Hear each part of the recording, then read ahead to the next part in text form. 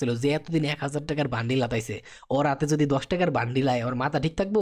এই জানুয়ারিতে কি পর্যায়ে কি হয়েছে, দেশের ইনফ্লেশন, এক্সপোর্ট, ইম্পোর্ট বা ট্রেডিং যারা করতেছে, ওরা বিভিন্ন নিউজ থেকে আসলে ওই নিউজগুলা কি কারণে দেখে এমন প্রত্যেকটা দেশের যে সেন্ট্রাল ব্যাংক আছে, এই যে সেন্ট্রাল ব্যাংকের নামগুলা যখনই টাকাটা কমা শুরু করব, তখন দেখা গেছে কি মানুষ ওই টাকার ভ্যালিউ দিতে জানবো, যখন আবার সেন্ট্রাল ব্যাংক আবার টাকা ছাপানি বন্ধ করে দিয়া কি ১,০০০ ডলার যে আমাদের রিজার্ভ কারেন্সি ছিল, যদি ১,০০০ ডলার সম পরিমাণ টাকাই আমাদের এখন ডিপেন্ড করতেছে আমগর সেন্ট্রাল ব্যাংকের উপর, হয় কি ২,০০০ ডলার পরিমাণে নোট যে অলরেডি ছাপায়া দিছে। আসসালামু আলাইকুম, স্বাগতম সবাইকে। আশা করি সবাই অনেক অনেক ভালো আছেন এবং সুস্থ আছেন। গত ভিডিওর মধ্যে অর্থাৎ ফান্ডামেন্টাল অ্যানালাইসিসের পার্ট 1 এর মধ্যে আমরা একটা ছোট্টখাট্টো গল্প শুনছিলাম, ছোট্টখাটো না বড়সড় গল্পই শুনছিলাম, যে পৃথিবীর কারেন্সি সম্পর্কে, যেটা একদম পাথরের জমানা থেকে রাজা বাদশাহদের আমল হইয়া এখন আমাদের বর্তমানের এই জমানার কারেন্সি লেভেলে চলে আসছে। আর আমরা ওই গল্প থেকে এটাই বুঝতে পারছিলাম যে প্রত্যেকটা দেশেই একটা একটা কারেন্সি তৈরি করা হয়েছে, প্রত্যেকটা দেশে এক একটা কারেন্সি তৈরি করা হয়েছে। আর ওই কারেন্সিগুলারই ম্যানেজ করার জন্য ওই প্রত্যেকটা দেশে ওই কারেন্সির জন্যই একটা সেন্ট্রাল ব্যাংক তৈরি করা হয়েছে। যদিও আগে কি ছিল, ওই প্রত্যেকটা সেন্ট্রাল ব্যাংক যে নিজেদের দেশে নিজেদের কারেন্সিটা ছাপাইতো বা প্রিন্ট করতো, সেই পরিমাণ অ্যাসেট বা গোল্ড আমাদের সেন্ট্রাল ব্যাংকের আন্ডার থাকতো। বাট আমেরিকার বিভিন্ন কাহিনীর কারণে, এটা বলছি গত ভিডিওর মধ্যে, আপনারা অলরেডি জানেন। সো ওই গোল্ড সরায়া এখন বর্তমানে রিজার্ভ কারেন্সি বা অ্যাসেট হিসাবে ডলার দিয়ে দেওয়া হয়েছে। দ্যাটস ওয়াই আমরা বর্তমানে কি করতেছি, আমাদের প্রত্যেকটা দেশে, পৃথিবীর ভিতরে যতগুলো দেশ আছে, যতগুলো কারেন্সি আছে প্রত্যেকটা দেশের, ওই কারেন্সির জন্য তো অবশ্যই সেন্ট্রাল ব্যাংক আছে। আর ওই সেন্ট্রাল ব্যাংকগুলো যেই পরিমাণ টাকা ওদের দেশের ভিতরে ওদের ওই কারেন্সি হিসাবে প্রিন্ট করতেছে, সেই পরিমাণ ডলার অ্যাসেট হিসাবে, অর্থাৎ ধরতে পারেন যে রিজার্ভ কারেন্সি হিসাবে ওদের সেন্ট্রাল ব্যাংকের আন্ডারে থাকে, অর্থাৎ ডলার থাকে। এখানে বর্তমানে স্বর্ণ টর্ণ এসব থাকে না, আগে থাকতো। আর আজকের ভিডিওর মধ্যে আমরা আলাপ আলোচনা করব হইতাছে ফান্ডামেন্টাল অ্যানালাইসিসের পার্ট 2। আর এই ভিডিওর মধ্যে আমরা কি নিয়ে আলাপ আলোচনা করবো সেটা একটু আমরা ক্লিয়ারলি আগে বলে রাখি। যেমন আমরা ফান্ডামেন্টাল অ্যানালাইসিস করতেছি, এটার উদ্দেশ্যটা কি? আমাদের এই ফান্ডামেন্টাল অ্যানালাইসিসের উদ্দেশ্য হচ্ছে স্পেসিফিক বা নির্দিষ্ট কোনো একটা দেশের কি অবস্থা, ওই দেশের অর্থনীতির কি অবস্থা, ওই দেশের কারেন্সির কি অবস্থা, তাই না? সো যেহেতু ওই দেশের কারেন্সি আর অর্থনীতির উপরেই অ্যানালাইসিস করতেছি, আর ওই দেশের যে জিও পলিটিক্যাল অবস্থা আছে সেইটার নিয়ে বিচার বিশ্লেষণ করতেছি। সো আমাদের মুখ্য বিষয় তাহলে কি? আমাদের মুখ্য বিষয় হচ্ছে তাহলে ওই দেশের কারেন্সি। আর ওই দেশের কারেন্সি রেখে মেনটেন করে ওই দেশের সেন্ট্রাল ব্যাংক। সো ওই দেশের সেন্ট্রাল ব্যাংকই যেহেতু সব কিছুর সাথে কানেক্টেড আছে, হোক সেটার পলিটিক লেভেল, অর্থনৈতিক লেভেল থেকে শুরু করে একদম একদম ডিপ লেভেল অর্থনৈতিক, যেমন বেকারত্ব থেকে শুরু করে কী পরিমাণে জিডিপি হচ্ছে, তারপরে এক্সপোর্ট অ্যান্ড ইম্পোর্টের কী অবস্থা, এভরিথিং কার সাথে কানেক্টেড? ওই দেশের সেন্ট্রাল ব্যাংকের সাথে কানেক্টেড। সো আজকের ভিডিওতে আমরা এইটাই জানবো যে একটা সেন্ট্রাল ব্যাংকের এন্টায়ার সিস্টেমটা কীভাবে কাজ করে, ঠিক আছে? সো আজকের ভিডিও আমাদের মেইন কাহিনী হইতেছে যে একটা সেন্ট্রাল ব্যাংকের এন্টায়ার সিস্টেমটা কীভাবে কাজ করে।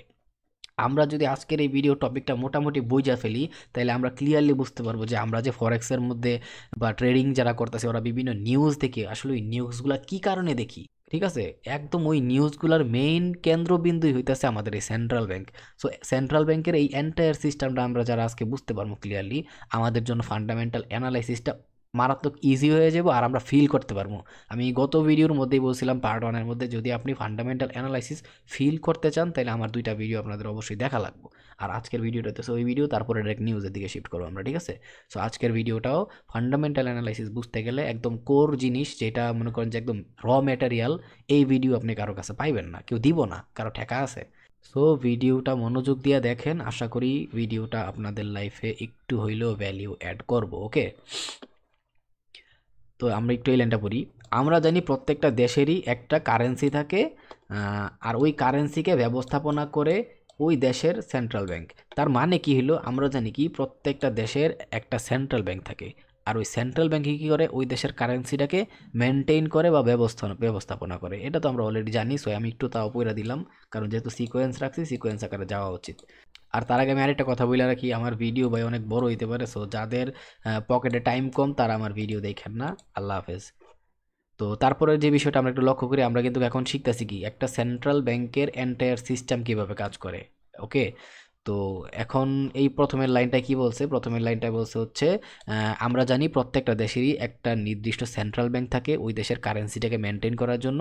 আর সেন্ট্রাল ব্যাংক কী করে? যেই দেশের কারেন্সি ওই দেশের কারেন্সিটাকেই প্রপারলি মেনটেন করে, প্রিন্ট করে, এভরিথিং কাজগুলো করে। ঠিক আছে, এটা তো আমরা জানি অলরেডি, আমি একটু গুছায় বললাম না, জাস্ট লাইন লেখা আছে আমি বলে দিলাম ক্লিয়ারলি। ওকে, তাহলে এখন আমরা শিখবো হচ্ছে সেন্ট্রাল ব্যাংকের মূল কাজটা কি। সেন্ট্রাল ব্যাংকের একদম মূল কাজটা কি? সেন্ট্রাল ব্যাংকের একদম মূল কাজটা হচ্ছে, সেন্ট্রাল ব্যাংকের কাজ হচ্ছে নির্দিষ্ট দেশের কারেন্সিকে ছাপানো এবং গন্তব্যস্থল পর্যন্ত পৌঁছে দেওয়া। তার মানে কি? সেন্ট্রাল ব্যাংকের কাজ হইতাছে যে একটা যে নির্দিষ্ট দেশ আছে ওই দেশের তো অবশ্যই একটা কারেন্সি আছে আমরা জানি, আর ওই কারেন্সিটারই প্রিন্ট করা, আর প্রিন্ট কইরা একদম মানে রোড লেভেলে বা জনগণ লেভেলে পৌঁছায় দেওয়া বা পুরো দেশব্যাপী পৌঁছায় দেওয়াই হইতাছে কি সেন্ট্রাল ব্যাংকের কাজ। এটাই হইতাছে সেন্ট্রাল ব্যাংকের কাজ। ঠিক আছে, তারপরে আমাদের এখন শিকার বিষয়টা হইতেছে যে এই সম্পূর্ণ কাজটা সেন্ট্রাল ব্যাংক কিভাবে করে। এই যে আমরা মাত্র বললাম যে সেন্ট্রাল ব্যাংক টাকা ছাপায়, তারপরে একদম পুরা পৃথিবী মানে দেশব্যাপী ছড়াই দেয়, ওই ওই দেশের কারেন্সিটা ওই দেশব্যাপী ছড়াই দেয়। এই কাজটাই সেন্ট্রাল ব্যাংক কিভাবে করে সেইটা আমরা এখন জানবো। আচ্ছা, তার আগে আমরা একটু নর্মালি আগে জানি যে আসলে সেন্ট্রাল ব্যাংকটা কাজটা কিভাবে করে। ঠিক আছে, আমরা তো এটা বুঝলাম যে মাত্র যে সেন্ট্রাল ব্যাংক কি করে, একটা দেশের অর্থনীতিরে কন্ট্রোল করে, আর ওই দেশের টাকাগুলা ছাপায়া একদম মানে একদম চারিদিকে ছড়ায় দেয়, পুরো দেশ অব্দি ছড়ায় দেয়। আসলে এই কাজটা কেমনে করে? সেন্ট্রাল ব্যাংক কি করে? আমরা জানি প্রত্যেকটা দেশেরই সেন্ট্রাল ব্যাংকের মধ্যে ওই দেশে কি পরিমাণ রিজার্ভ ফান্ড আছে, যেমন আগে স্বর্ণ থাকতো তাই না, ওই পরিমাণ ফান্ডে ও কি করে আগে কালেক্ট করে, ওর মধ্যে কালেক্ট করার পরে ও একটা হিসাব করে যে ওর এই রিজার্ভ ব্যাংকের ভিতরে বা ওর এই সেন্ট্রাল ব্যাংকের ভিতরে কি পরিমাণে রিজার্ভ কারেন্সি আছে। আগে যেটা গোল্ড থাকতো গোল্ড হিসাব করতো কি পরিমাণে গোল্ড আছে, বাট বর্তমানে রিজার্ভ কারেন্সি হিসাব করে যেটা ডলার। তো ধরেন যে ওই হিসাব করলো যে ওর কাছে $1,000 আছে এই সেন্ট্রাল ব্যাংকের আন্ডারে। ঠিক আছে, এখন যেহেতু ও জানে, কারণ এই পুরা মানে ওই দেশের যে ভ্যালিউ আছে, কি পরিমাণে টাকা আছে, ওই টাকার ভ্যালিউ কত, রিজার্ভ কারেন্সির ভিতরে হিসাবে কি আছে ওর সেন্ট্রাল ব্যাংকে, এটা তো সেন্ট্রাল ব্যাংকই জানে, নাহলে ওই পুরা দেশের অর্থনীতি কেমনে কন্ট্রোল করবো। সো সেন্ট্রাল ব্যাংক হিসাব করলো যে আমার কাছে আছে $1,000। এখন সেন্ট্রাল ব্যাংকের কাজটা কি? আমরা জানি টাকা ছাপানো। কি পরিমাণ টাকা ছাপাইবো? সেন্ট্রাল ব্যাংকের কাছে আছে হচ্ছে $1,000। সো ও কি করতে পারবো? এই $1,000 সমপরিমাণ টাকারেই ও ছাপাইতে পারবো। বাট সেন্ট্রাল ব্যাংক হইতাছে কি আমাদের দেশের বাপ বলতে পারেন, যে টাকার অর্থনীতির বাপ। সো বাপ যেমনে চালাইবো পুরা ফ্যামিলি সেমনি চলতে বাধ্য। আর কোনো বাপই চাইবো না যে নিজের ফ্যামিলিটা একদিন খায়া থাকুক, দুদিন না খায়া থাকুক। ডে বাই ডে চাইবো যে একটা ছোট্ট ঘর, তারপর আরেকটু বড় ঘর, তারপরে আরো বড় ঘর, গাড়ি বাড়ি সব কিছু করার লেগা, কারণ পুরো ফ্যামিলির উপর দায়িত্ব আছে। সেম সেন্ট্রাল ব্যাংকের অনেক বড় একটা দায়িত্ব আছে অর্থনীতির উপরে, পুরো দেশের উপরে। সো সেন্ট্রাল ব্যাংক চাইবই দিন দিন বাই দিন যেতে দেশের উন্নতি হয়, অবনতি না হয়, অর্থনৈতিকভাবে দেশটা সচ্ছল হয়, দেশের মানুষগুলো আরামে এসে ঠিকঠাক করে নিজেদের জীবনযাপনগুলো করতে পারে। সেন্ট্রাল ব্যাংকের উপর অনেক দায়িত্ব আছে। সো সেন্ট্রাল ব্যাংক কী করবো? তাহলে অবশ্যই আমরা জানি এই $1,000 সম পরিমাণ টাকাই সেন্ট্রাল ব্যাংক ছাপাইতে পারবো।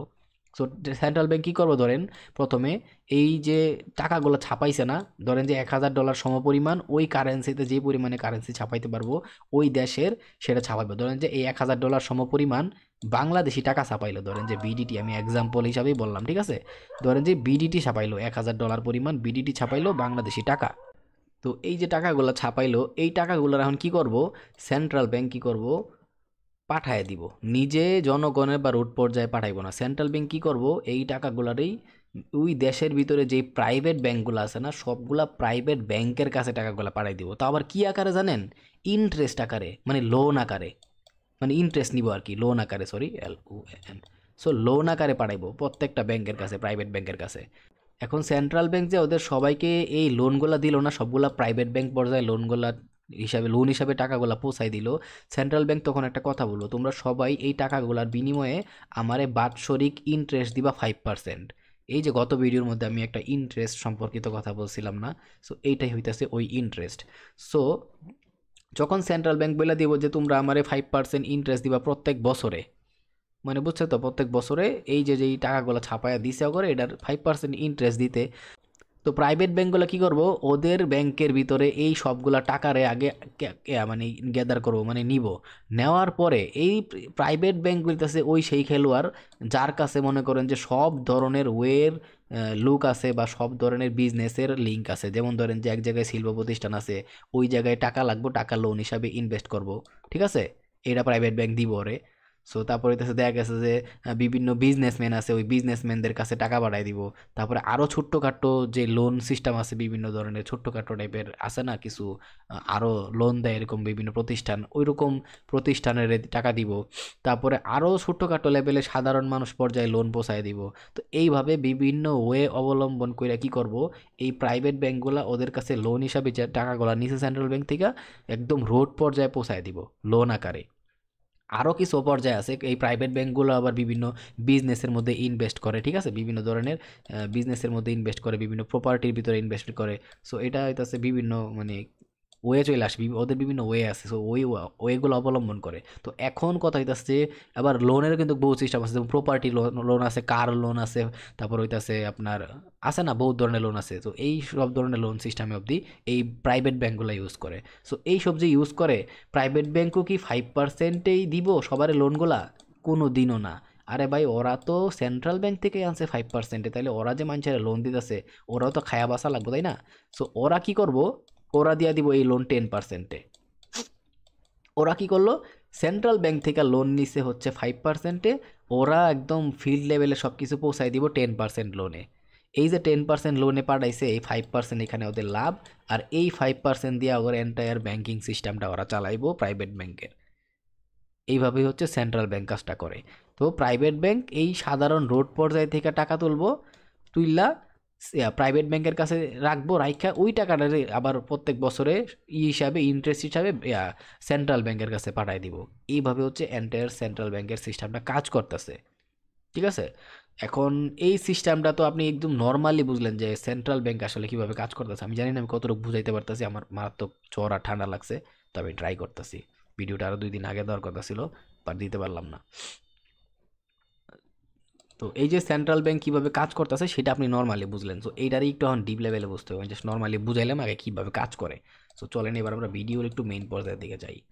তো এখন আমরা জানবো হচ্ছে যে এই সম্পূর্ণ কাজটা সেন্ট্রাল ব্যাংক যে ও দেশের পুরাটা অর্থনীতিরে কন্ট্রোল করে, বা ওই ইন্টারেস্ট সেট করে, বা ওর রিজার্ভ কারেন্সির কী অবস্থা, এই যে একটা টোটাল অবস্থা আছে প্রাইভেট ব্যাংক লেভেলে পৌঁছায় দেয়, কী পরিমাণে এক্সপোর্ট হচ্ছে, ইনপুট হচ্ছে, টোটাল বিষয়টা আসলে কিভাবে একটা সেন্ট্রাল ব্যাংক ম্যানেজ করে, বা ওর এন্টায়ার সিস্টেমটা কিভাবে কাজ করতেছে, সেইটা আমগর বুঝতে হবে, তাই না? সো এখন বিষয় হইতাছে এইটা, আসলে একটা সেন্ট্রাল ব্যাংকের উপরে টোটাল দায়িত্ব কত ধরনের পড়তে পারে, আমি সেটার উপরে একটু কথাবার্তা বইলা নেই, তাহলে আপনার একটু বুঝতে সহজ হইব। যেমন বললাম যে ওই দেশের, আর আরেকটা জিনিস খেয়াল করছেন, সেটা হচ্ছে সেন্ট্রাল ব্যাংক কিন্তু কোনো কারোর সাথে ডিল করে না। সেন্ট্রাল ব্যাংক সাথে খালি টাকা ছাপায়, ছাপায় ডিরেক্টলি প্রাইভেট ব্যাংকগুলোর সাথেই ডিল করে, কারণ থার্ড পার্টি ধরার মতো টাইম সেন্ট্রাল ব্যাংকের কাছে নাই। সেন্ট্রাল ব্যাংক বুঝে ক্লিয়ার হিসাব, কারণ ও হইতেছে দেশের কারেন্সির বাপ। সো ওই ডাইনামিক্যালে হইব না, ঠিক আছে? যা করবো সব প্রাইভেট ব্যাংকই দেখবো, ও খালি টাকা ছাপাইবো আর ওদের কাছ পর্যন্ত পৌঁছাই দিব সেন্ট্রাল ব্যাংক, এটা সেন্ট্রাল ব্যাংকের দায়িত্ব। তো এখন কথা হইতেছে সেন্ট্রাল ব্যাংক আসলে কত কত দিকে ফোকাস রাখতে হয় বুঝেন। প্রথমে দিকে ওর ফোকাস রাখতে হয় যে ওর দেশের রিজার্ভ কারেন্সি কি পরিমাণে আছে, ঠিক আছে? তারপর হচ্ছে ওই কতটুকু পরিমাণ টাকা ছাপাইছে ওর দেশের ভিতরে বর্তমানে রানিংয়ে। তারপর হইতাছে ওই টাকা অনুযায়ী যেই ইন্টারেস্ট রেট আছে সেটা কতটুকু আছে। তারপরে হচ্ছে ইনফ্লুয়েশন কতটুকু, ডিফ্লুয়েশন কতটুকু। তারপর হইতাছে ওর দেশের ভিতরে কি পরিমাণে আমদানি হইতাছে, কি পরিমাণে রপ্তানি হইতাছে, মানে ইনপুট এক্সপোর্ট লেভেলের অবস্থা কি আছে, কি পরিমাণে বেকারত্ব হার আছে, যার কারণে এই ইনফ্লুয়েশনের সিস্টেমটা, মানে ইনফ্লুয়েশনের হার বাইরে যেতেছে, ঠিক আছে? তো এই টোটাল বিষয়গুলা হচ্ছে ওরা বিচার বিবেচনা করতে হয়। সো আরও কিছু বিষয় আছে, আমি ওইদিকে গেলাম না। তো এখন এই বিষয়গুলা বিবেচনা করে সেন্ট্রাল ব্যাংক কেমনে, এমনি এমনি বিবেচনা করে না। সেন্ট্রাল ব্যাংক কী করে, ওদের সেন্ট্রাল ব্যাংকেরই যেমন প্রত্যেকটা অফিসের অনেকগুলা কর্মকর্তা থাকে না, যেমন বড় বড় পর্যায়ে ম্যানেজারের সাথে যারা সবসময় বৈঠক করে কোম্পানি নিয়ে, কী অবস্থা, সামনে কি করা উচিত, নতুন কি একটা তৈরি মানে প্রজেক্ট নিচে হাতে, ওই প্রজেক্ট নিয়ে প্ল্যানিং করে, এরকম বিষয় থাকে না। সো প্রত্যেকটা সেন্ট্রাল ব্যাংকেই এরকম টপ লেভেলের, টপ নচ লেভেলের কিছু অফিসার লেভেলের লোক থাকে, একজন হেড থাকে, আর ওর সাথে সবাই বইসা একদম সিক্রেট মিটিং করে, ঠিক আছে? এই সিক্রেট মিটিংটা কীভাবে করে, এখন একটা ছোট্ট জিনিস খেয়াল করেন যে আমরা কি জানি, সেন্ট্রাল ব্যাংক থেকে যেই ইন্টারেস্ট হিসেবে লোনটা দেয় প্রাইভেট ব্যাংকগুলোর ভিতরে, সেইটা হচ্ছে 1 বছর, তাই না? 1 বছরের একটা লিমিট দেওয়া দেয় যে প্রত্যেক বছরে তুমি আমার এই পরিমাণে ইন্টারেস্ট দিবা। বাট এখন সেন্ট্রাল ব্যাংকের যে মিটিংটা হইতাছে সেইটা কি পুরো 1 বছর একবার করলে দেশের কারেন্সি টিকবো বা অর্থনীতিটা টিকবো? না। সো এই যে 1 বছরে জাস্ট একটা লেভেল আপ করে দিছে যে এই 1 বছর হিসাবে এতটুকু পার্সেন্টেজ তুমি আমারে দিবা ইন্টারেস্ট লোনের জন্য, ঠিক আছে? বাট এইটারই ওরা প্রত্যেক ডে বাই ডে ক্যালকুলেট করে, ইভেন সে দিন শেষে মাস হিসাবে পুরোপুরি অ্যাকুরেট করে, মানে একত্রিত কইরা এক একটা মিটিং করে। তার মানে কি বুঝলাম, যাতে ওদের টোটাল হিসাবটা থাকে মান্থ বাই মান্থ কি হইতাছে টোটাল হিসাবটা। অর্থাৎ এটা এই জিনিসটা বুঝতে চাইলাম, এই যে একটা সেন্ট্রাল ব্যাংক লেভেলে মিটিং করে, মিটিংটার ভ্যালিউ তো অবশ্যই বুঝতে পারছেন আশা করি, যে এই মিটিংটা হচ্ছে সেন্ট্রাল ব্যাংকের যে টপ নচ লেভেলের হেড লোকগুলো আছে, যারা সব কিছুর প্রত্যেকটা এক একটা বিভাগের এক একটা দায়িত্ব দিছে না। যেমন একজন ইনফ্লেশন দেখবো, একজন রিজার্ভ কারেন্সি দেখবো, ঠিক আছে? কি কি পরিমাণে আমদানি রপ্তানি হইতাছে রিজার্ভ কারেন্সি থেকে, এত টাকাটা যাইব ইন্টারন্যাশনাল ইন্টারন্যাশনাল ট্রানজাকশন করলে, ডিফ্লেশনের কি অবস্থা, তারপর হইতাছে ধরেন ইন্টারেস্ট রেটের কি অবস্থা, টাকা ছাপাইছে কি পরিমাণে, আরও বহুত যে অর্থনৈতিক অবস্থার ধরেন যে বেকারত্ব কীরকম পরিমাণে, এরকম অনেক অনেক টপিক থাকতে পারে। এই প্রত্যেকটার জন্যই এক একটা ডিপার্টমেন্টের হিসাবে ধরেন যে হেড থাকতে পারে, তাই না? সো ওই লোকগুলারই বসে আর একদম সিক্রেট লেভেলের একটা মিটিং করে। আর 1 বছরের জন্য তারা বসে থাকবো না, সবাই কি করে ওই মিটিংটারই প্রত্যেক মাস, মানে 1 মাস হিসাব করে, 1 মাস যে গত মাসে আমাদের দেশের কারেন্সির কি অবস্থা, রিজার্ভ কারেন্সি কি পরিমাণে ছিল, হ্যাঁ, এক্সপোর্ট ইনপুটের কি অবস্থা, ইনফ্লেশনের কি অবস্থা। অনেকে আমি জানি কনফিউশনে পড়ে যাইতেছে যে ভাই এই ইনফ্লেশন ডিফ্লেশন জিনিসটা কি। সো আমি এইগুলো নিয়ে আস্তে আস্তে যাইতেছি, আপনি টপিকটা আমি ক্লিয়ার করে বোঝানোর চেষ্টা করি, একদম বাংলা ভাষায় বাইঙ্গা বোঝানোর চেষ্টা করতেছি। অনেকে রাগ করতে পারে, তো ভাই রাগ হইলে আপনি যে ভিডিওটা দেখেন না, যারা ফ্রি আছেন আমার মতো হাজার লোক আছেন ওরা ভিডিওটা দেখেন।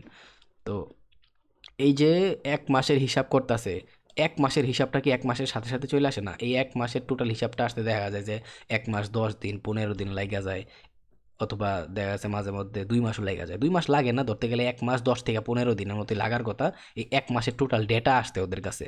তো যখনই গত মাসের ডেটাটা চলে আসে, ঠিক আছে, গত মাসের ডেটাটা চলে আসে, যেমন ধরেন যে আজকে হচ্ছে জানুয়ারি, হ্যাঁ, সরি আজকে হচ্ছে ধরে আনেন যে আজকে হচ্ছে ফেব্রুয়ারি, ঠিক আছে? জানুয়ারিতে যা হয়েছে এই ফেব্রুয়ারির 15 তারিখ বা 10 তারিখ আসার পরে টোটাল হিসাবটা আমি পেয়ে গেছি। তখন ওই জানুয়ারির জন্য কি হয়েছে ওই মিটিংটা এই সবাই মিল্লা বসায়, এই 1 মাসে কি হয়েছে, কি পরিমাণে রিজার্ভ কারেন্সি, এই হেই ইনফ্লেশন ডিফ্লেশন, কি পরিমাণে টাকা মার্কেট প্লেসে আছে, এই টোটাল হিসাবগুলো করে। আশা করি বুঝতে পারতেছেন যে হিসাবটা ওরা বা এই মিটিংটা কিভাবে করতেছে। এখন এই মিটিংটা যে শুধু আমার বাংলাদেশের হিসাবেই এই না, এটা যেমন আমরা বাংলাদেশের কারেন্সি হিসাবে এখন এই হিসাব করতেছি যে বাংলাদেশের সেন্ট্রাল ব্যাংকে কিভাবে এই মিটিংটা চলতেছে, সেম এই মিটিংটা প্রত্যেকটা দেশের সেন্ট্রাল ব্যাংক থেকে করে। যেমন ধরেন যে আমি একটু এক্সাম্পল হিসাবে এখানে বলি, যেমন ইউএসডির যে কারেন্সিটা আছে ইউএস ডলারের, ওদের সেন্ট্রাল ব্যাংকের নাম কি, ফেডারেল রিজার্ভ। আবার ধরেন যে ইউরোপিয়ান ইউরো যে কারেন্সিটা আছে, ইউরো কারেন্সি সেন্ট্রাল ব্যাংক কি, ইউরোপিয়ান সেন্ট্রাল ব্যাংক। আবার যে জাপানিজ ইয়েন জেপিওয়াই যে কারেন্সি আছে ওদের সেন্ট্রাল ব্যাংক হচ্ছে ব্যাংক অফ জাপান। আবার গ্রেট ব্রিটিশ পাউন্ড হচ্ছে আপনার হচ্ছে ইংল্যান্ডের কারেন্সি, সো ইংল্যান্ডেরটা কি, ব্যাংক অফ ইংল্যান্ড। এমন প্রত্যেকটা দেশের যে সেন্ট্রাল ব্যাংক আছে, এই যে সেন্ট্রাল ব্যাংকের নামগুলা ওরা সেম হিসাবে প্রত্যেক মাসের এক একটা মিটিং বসায়। ধরেন যে প্রত্যেক মাসেই মিটিং বসাই দেবো মাস্ট বি, কারণ আপনার দেশের কারেন্সি কি হইতেছে না হইতেছে এটা যদি আপনি সেন্ট্রাল ব্যাংক লেভেলে বইসা দেশের বাপ হইয়া যদি আপনি 1 বছর পরে ওই সেন্ট্রাল ব্যাংকের হিসাব নেন বা টাকার হিসাবটা করেন, তাহলে আপনার দেশ ডুবতে বেশিক্ষণ লাগবে না। তো এই জন্যই প্রত্যেক 1 মাসে কি হয়েছে তার পরের মাসের ডেটাটা টোটালি আসার পরেই এই মিটিংটা বসায়, ঠিক আছে? আশা করি মিটিং সম্পর্কে আমি বুঝাইতে পারছি অ্যাটলিস্ট, যে মিটিংটা কি কারণে হইতাছে। আর এই মিটিংটাই হইতাছে এই যে এই মিটিংয়ের পরে, হ্যাঁ, এই মিটিংয়ের পরে যে সিদ্ধান্তটা নিতেছে সেইটাই হইতাছে আমাদের ওই নিউজ, যেটা আমরা ফরেক্সের নিউজ মনে করি। আরও কিছু বিষয় আছে এখানে, বাট একদম মেইন যে নিউজ না ফরেক্সের একদম রেড লেভেলের নিউজগুলা, ওইটাই হইতাছে এই নিউজগুলো, ঠিক আছে? তো এই নিউজের এত ভ্যালু, এই জন্য আমি বারবার এই মিটিংটা কিভাবে হয় কেন হয় এইগুলাই বোঝানোর ট্রাই করতেছি। ইভেন এই মিটিংয়ের মধ্যে ওরা কি কি দিয়ে দেখে, একদম মেজরভাবে কি কি বিষয় দেখে আর ওদের দেখতেই হয়, সেই বিষয়টা নিয়ে আমি আলোচনা করতেছি, এখন করব, ঠিক আছে? যেমন ধরেন যে রিজার্ভ কারেন্সি অবস্থা সম্পর্কে একটু আলাপ আলোচনা করবো। তারপর হচ্ছে এই যে ইনফ্লেশন জিনিসটা কি, ডিফ্লেশন জিনিসটা কি, ইন্টারেস্ট রেটটা আসলে কিভাবে কাজ করতেছে বা কেন ইন্টারেস্ট রেটটা ওরা দেশের ভিতরে ইউজ করে সেগুলো বোঝাবো।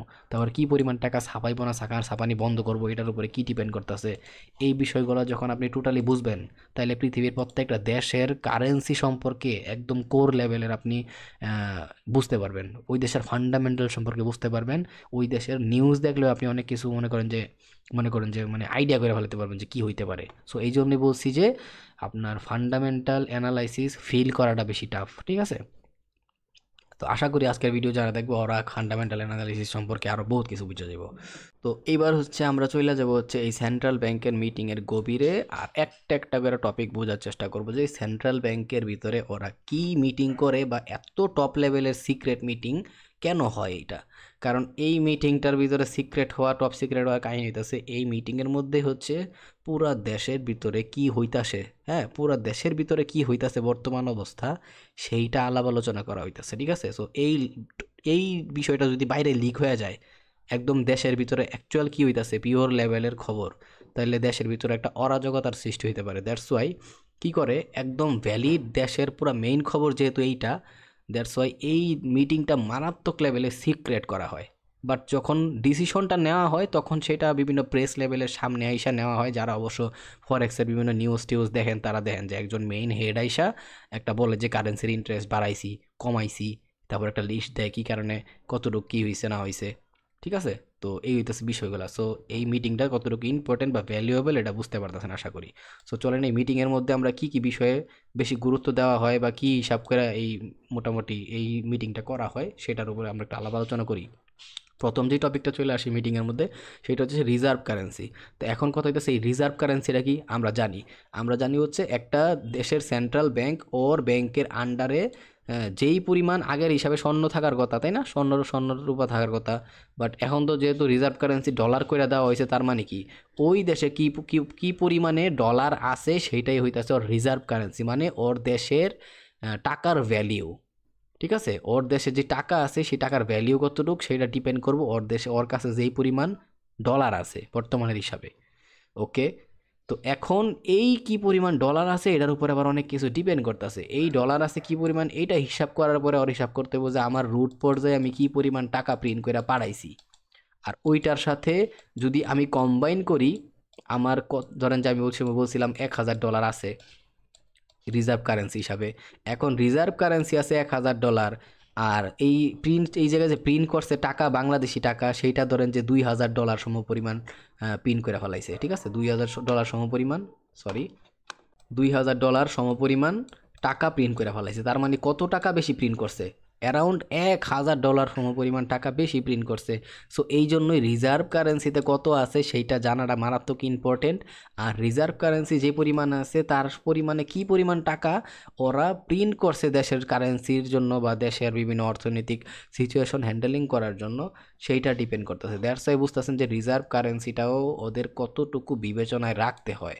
ইভেন এই রিজার্ভ কারেন্সির সাথে অনেক কিছু আবার অ্যাড হয়ে যায় যে ওই দেশের ভিতরে কী পরিমাণে ইম্পোর্ট হইতেছে কী পরিমাণে এক্সপোর্ট হইতেছে। ইম্পোর্ট এক্সপোর্টটা কেন ডিপেন্ড করতেছে?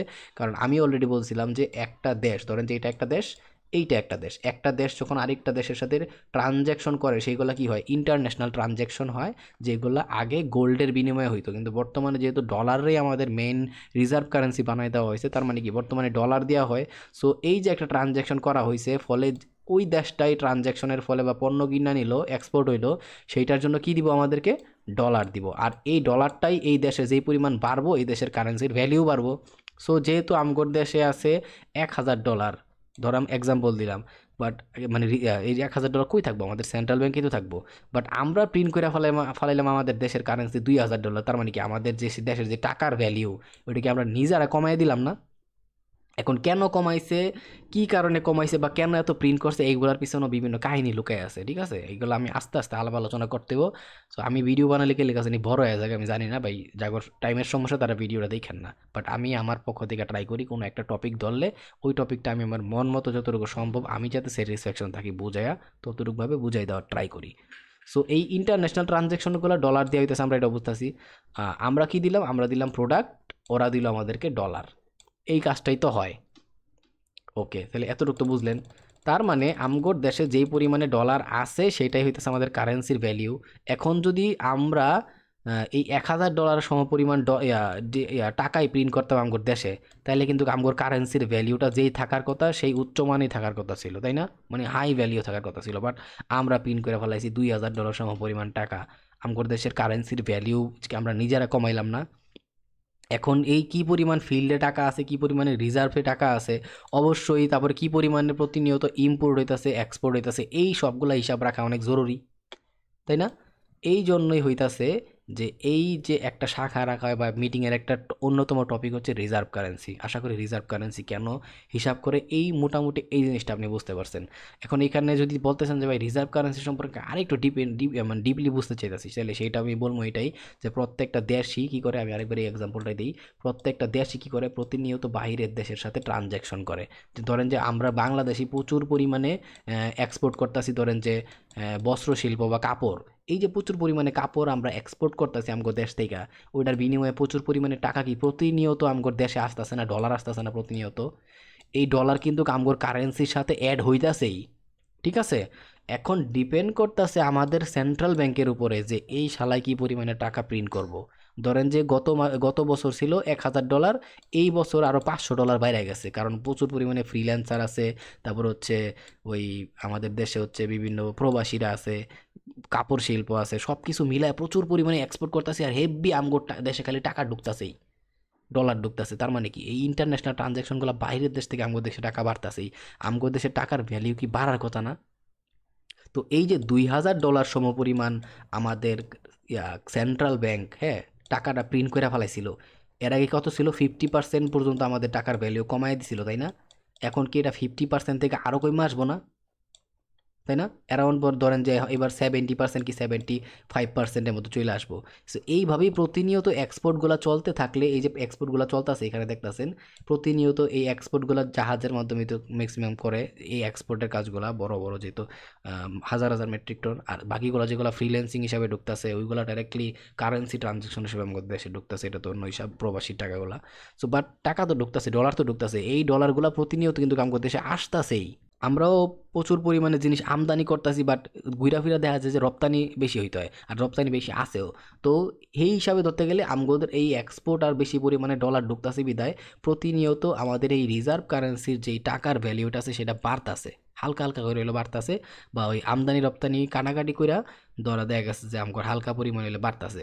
তো এখন ডিপেন্ড করতেছে আমগর সেন্ট্রাল ব্যাংকের উপর, হয় কি $2000 পরিমাণে নোট যে অলরেডি ছাপায়া দিছে এতটুকুই রাখবো, নাকি আরও $1000 সমপরিমাণ নোট ছাপাই দিব, ওইটার উপরে ডিপেন্ড করতেছে আমাদের দেশের কারেন্সির কি অবস্থা হইব। এখন এইটারে আরও বিভিন্নভাবে ম্যানিপুলেট করে আমাদের দেশ, ঠিক আছে? এটা কেমনে করে? প্রত্যেকটা দেশেই সেমভাবে ম্যানিপুলেট করে, আর এটার বিভিন্ন কাহিনী আছে। এই যে $2000 সমপরিমাণ নোট ছাপাই দিল, এটার পিছনে অবশ্যই কাহিনী আছে।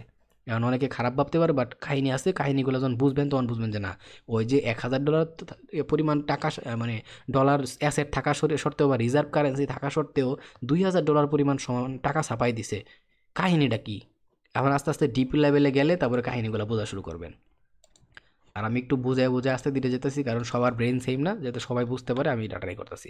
এখন চলে আসি তারপরে যে টপিকটা ওরা মিটিং করে, মেইন কাহিনী তো মিটিংয়ে কি আলাপ আলোচনা করে, তাই না? আর মিটিংয়ের যে গুরুত্বপূর্ণ একটা জিনিস সেটা হচ্ছে আমাদের রিজার্ভ কারেন্সি সম্পর্কে আলাপ আলোচনা করা বা মিটিং করা।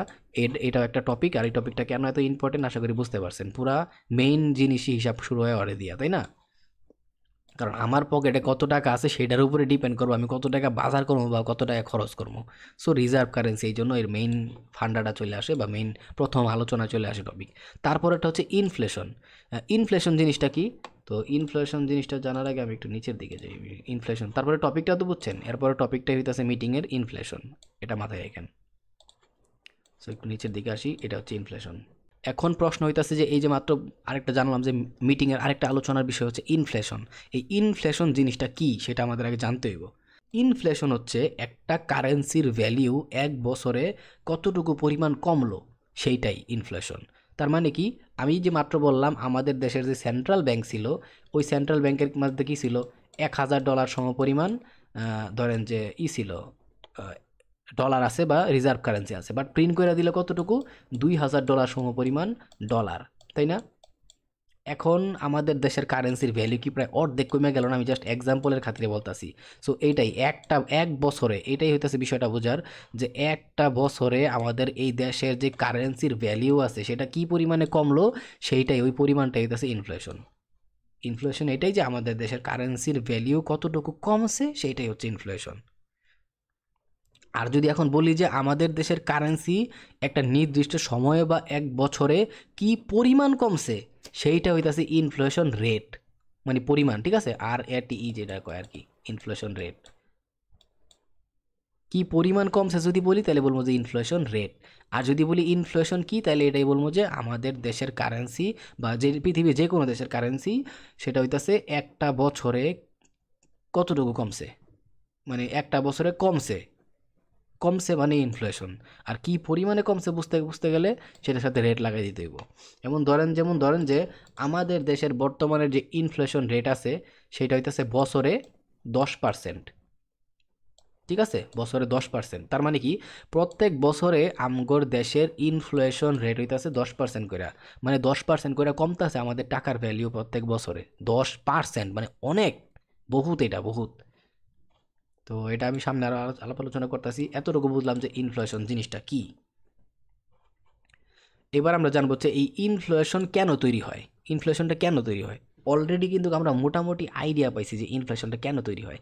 আমাদের রিজার্ভ ব্যাংকের ভিতরে আছে হচ্ছে, আমাদের রিজার্ভ ব্যাংকের মধ্যে আছে হচ্ছে $1000, ঠিক আছে, প্রিন্ট করে দিল হচ্ছে দেশের কারেন্সি হিসাবে $2000।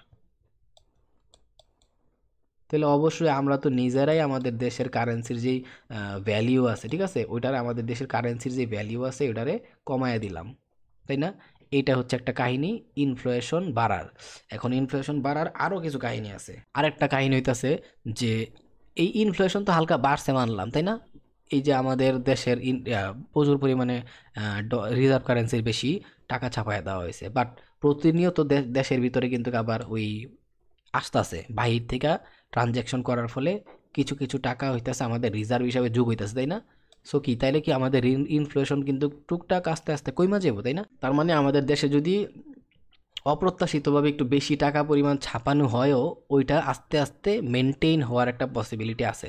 বাট এই ইনফ্লেশনটা আরও কতগুলা কাহিনী আছে যেগুলোর কারণে তৈরি হয়, সেই কাহিনীগুলো আরও কি হইতে পারে, তাই না? তো যেমন হইতেছে এই যে আমাদের দেশে টাকা ঢুকতাছে, ঠিক আছে, এই যে টাকাটা ঢুকতাছে, এই টাকাটা ঢুকার আহ, মাধ্যম কি কি ছিল? একটা ছিল হচ্ছে এক্সপোর্ট, আমরা বিভিন্ন পণ্য দ্রব্য তৈরি করে যে এক্সপোর্ট করতেছি, সেই এক্সপোর্টগুলোর মাধ্যমে আমাদের দেশের ভিতরে বৈদেশিক মুদ্রা ঢুকতেছে। আরেকটা হচ্ছে ধরেন যে প্রবাসী, যারা প্রচুর পরিমাণে দেশে টাকা বাড়াইতেছে।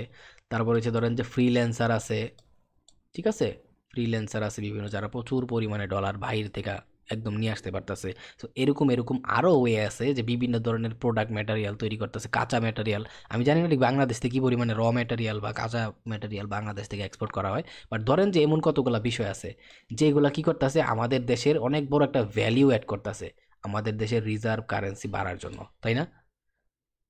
এখন এইগুলার ভিতরে যদি কোনো একটা আমগর দেশের পলিটিশিয়ান, আমি গালিমালি আর দিলাম না, আমার মুখ দিয়ে আবার অনেক সুন্দর সুন্দর গালি আয়, তো ওরা যদি এই জিনিসগুলারে প্রপারলি ভ্যালিউ দিতে না জানে বা নিজেরাই ধ্বংস করে ফেলায়, তাহলে আমাদের ইনফ্লেশন বাড়বো না কমবো?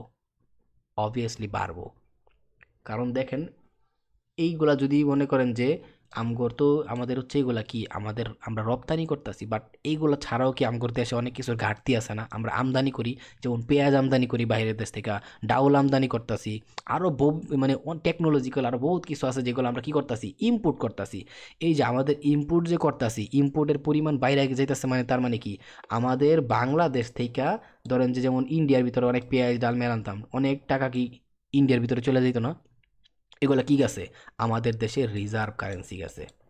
সো এখন এক্সপোর্টের থেকে যদি আমাদের দেশে বাইরা যায়, ধরেন যে ইম্পোর্ট বাইরা যায়, আমরা বাহিরের দেশ থেকে নিয়ে আসি, আমরা দেই ডলার, ওরা দেয় আম করে বস্তা, যেটা আমরা খাইতাছি আর বাথরুমে গিয়ে ছাড়তাছি, শেষ হয়ে যেতেছে। আরও বিভিন্ন ধরনের ম্যাটেরিয়াল আছে। সো তাইলে কি হইতেছে, আমরা তো সব উড়াইতাছি রে ভাই, আমগর দেশের সব টাকা তো চইলেই যেতেছে। তাইলে এইভাবে আমাদের দেশের ইনফ্লেশন বাড়বো, আমাদের দেশের টাকার মান কমা শুরু করব। আর আমার বলতে অনেক খারাপ লাগে যে আমগর বাংলাদেশের ডার্টি পলিটিশিয়ান, ঠিক আছে, আমার গালি আয়, মুখটা বাজে বাজে গালি আয়, যে আমরা এই প্রবাসী করে, তারপর হচ্ছে আমাদের যে বস্ত্র শিল্প আছে, গার্মেন্টস শিল্প আছে, এইগুলারে মানে তারপরে ফ্রিল্যান্সার করে, যারা দেশের ভিতরে এত পরিমাণে টাকা ঢুকাইতেছে, বৈদেশিক মুদ্রা ঢুকাইতেছে, অগরে আমরা সবচাইতে বেশি তুচ্ছ করি, সবচাইতে বেশি নিম্ন লেভেলে দেখি। একটা এয়ারপোর্টের মধ্যে একটা প্রবাসী আইসা, ওর সাথে যে বিহেভ করা হয় আর যে সার্ভিস দেওয়া হয়, 3 রাস্তার মোড়ে একটা কুত্তার চাইতে ভালো সম্মান করে মানুষ।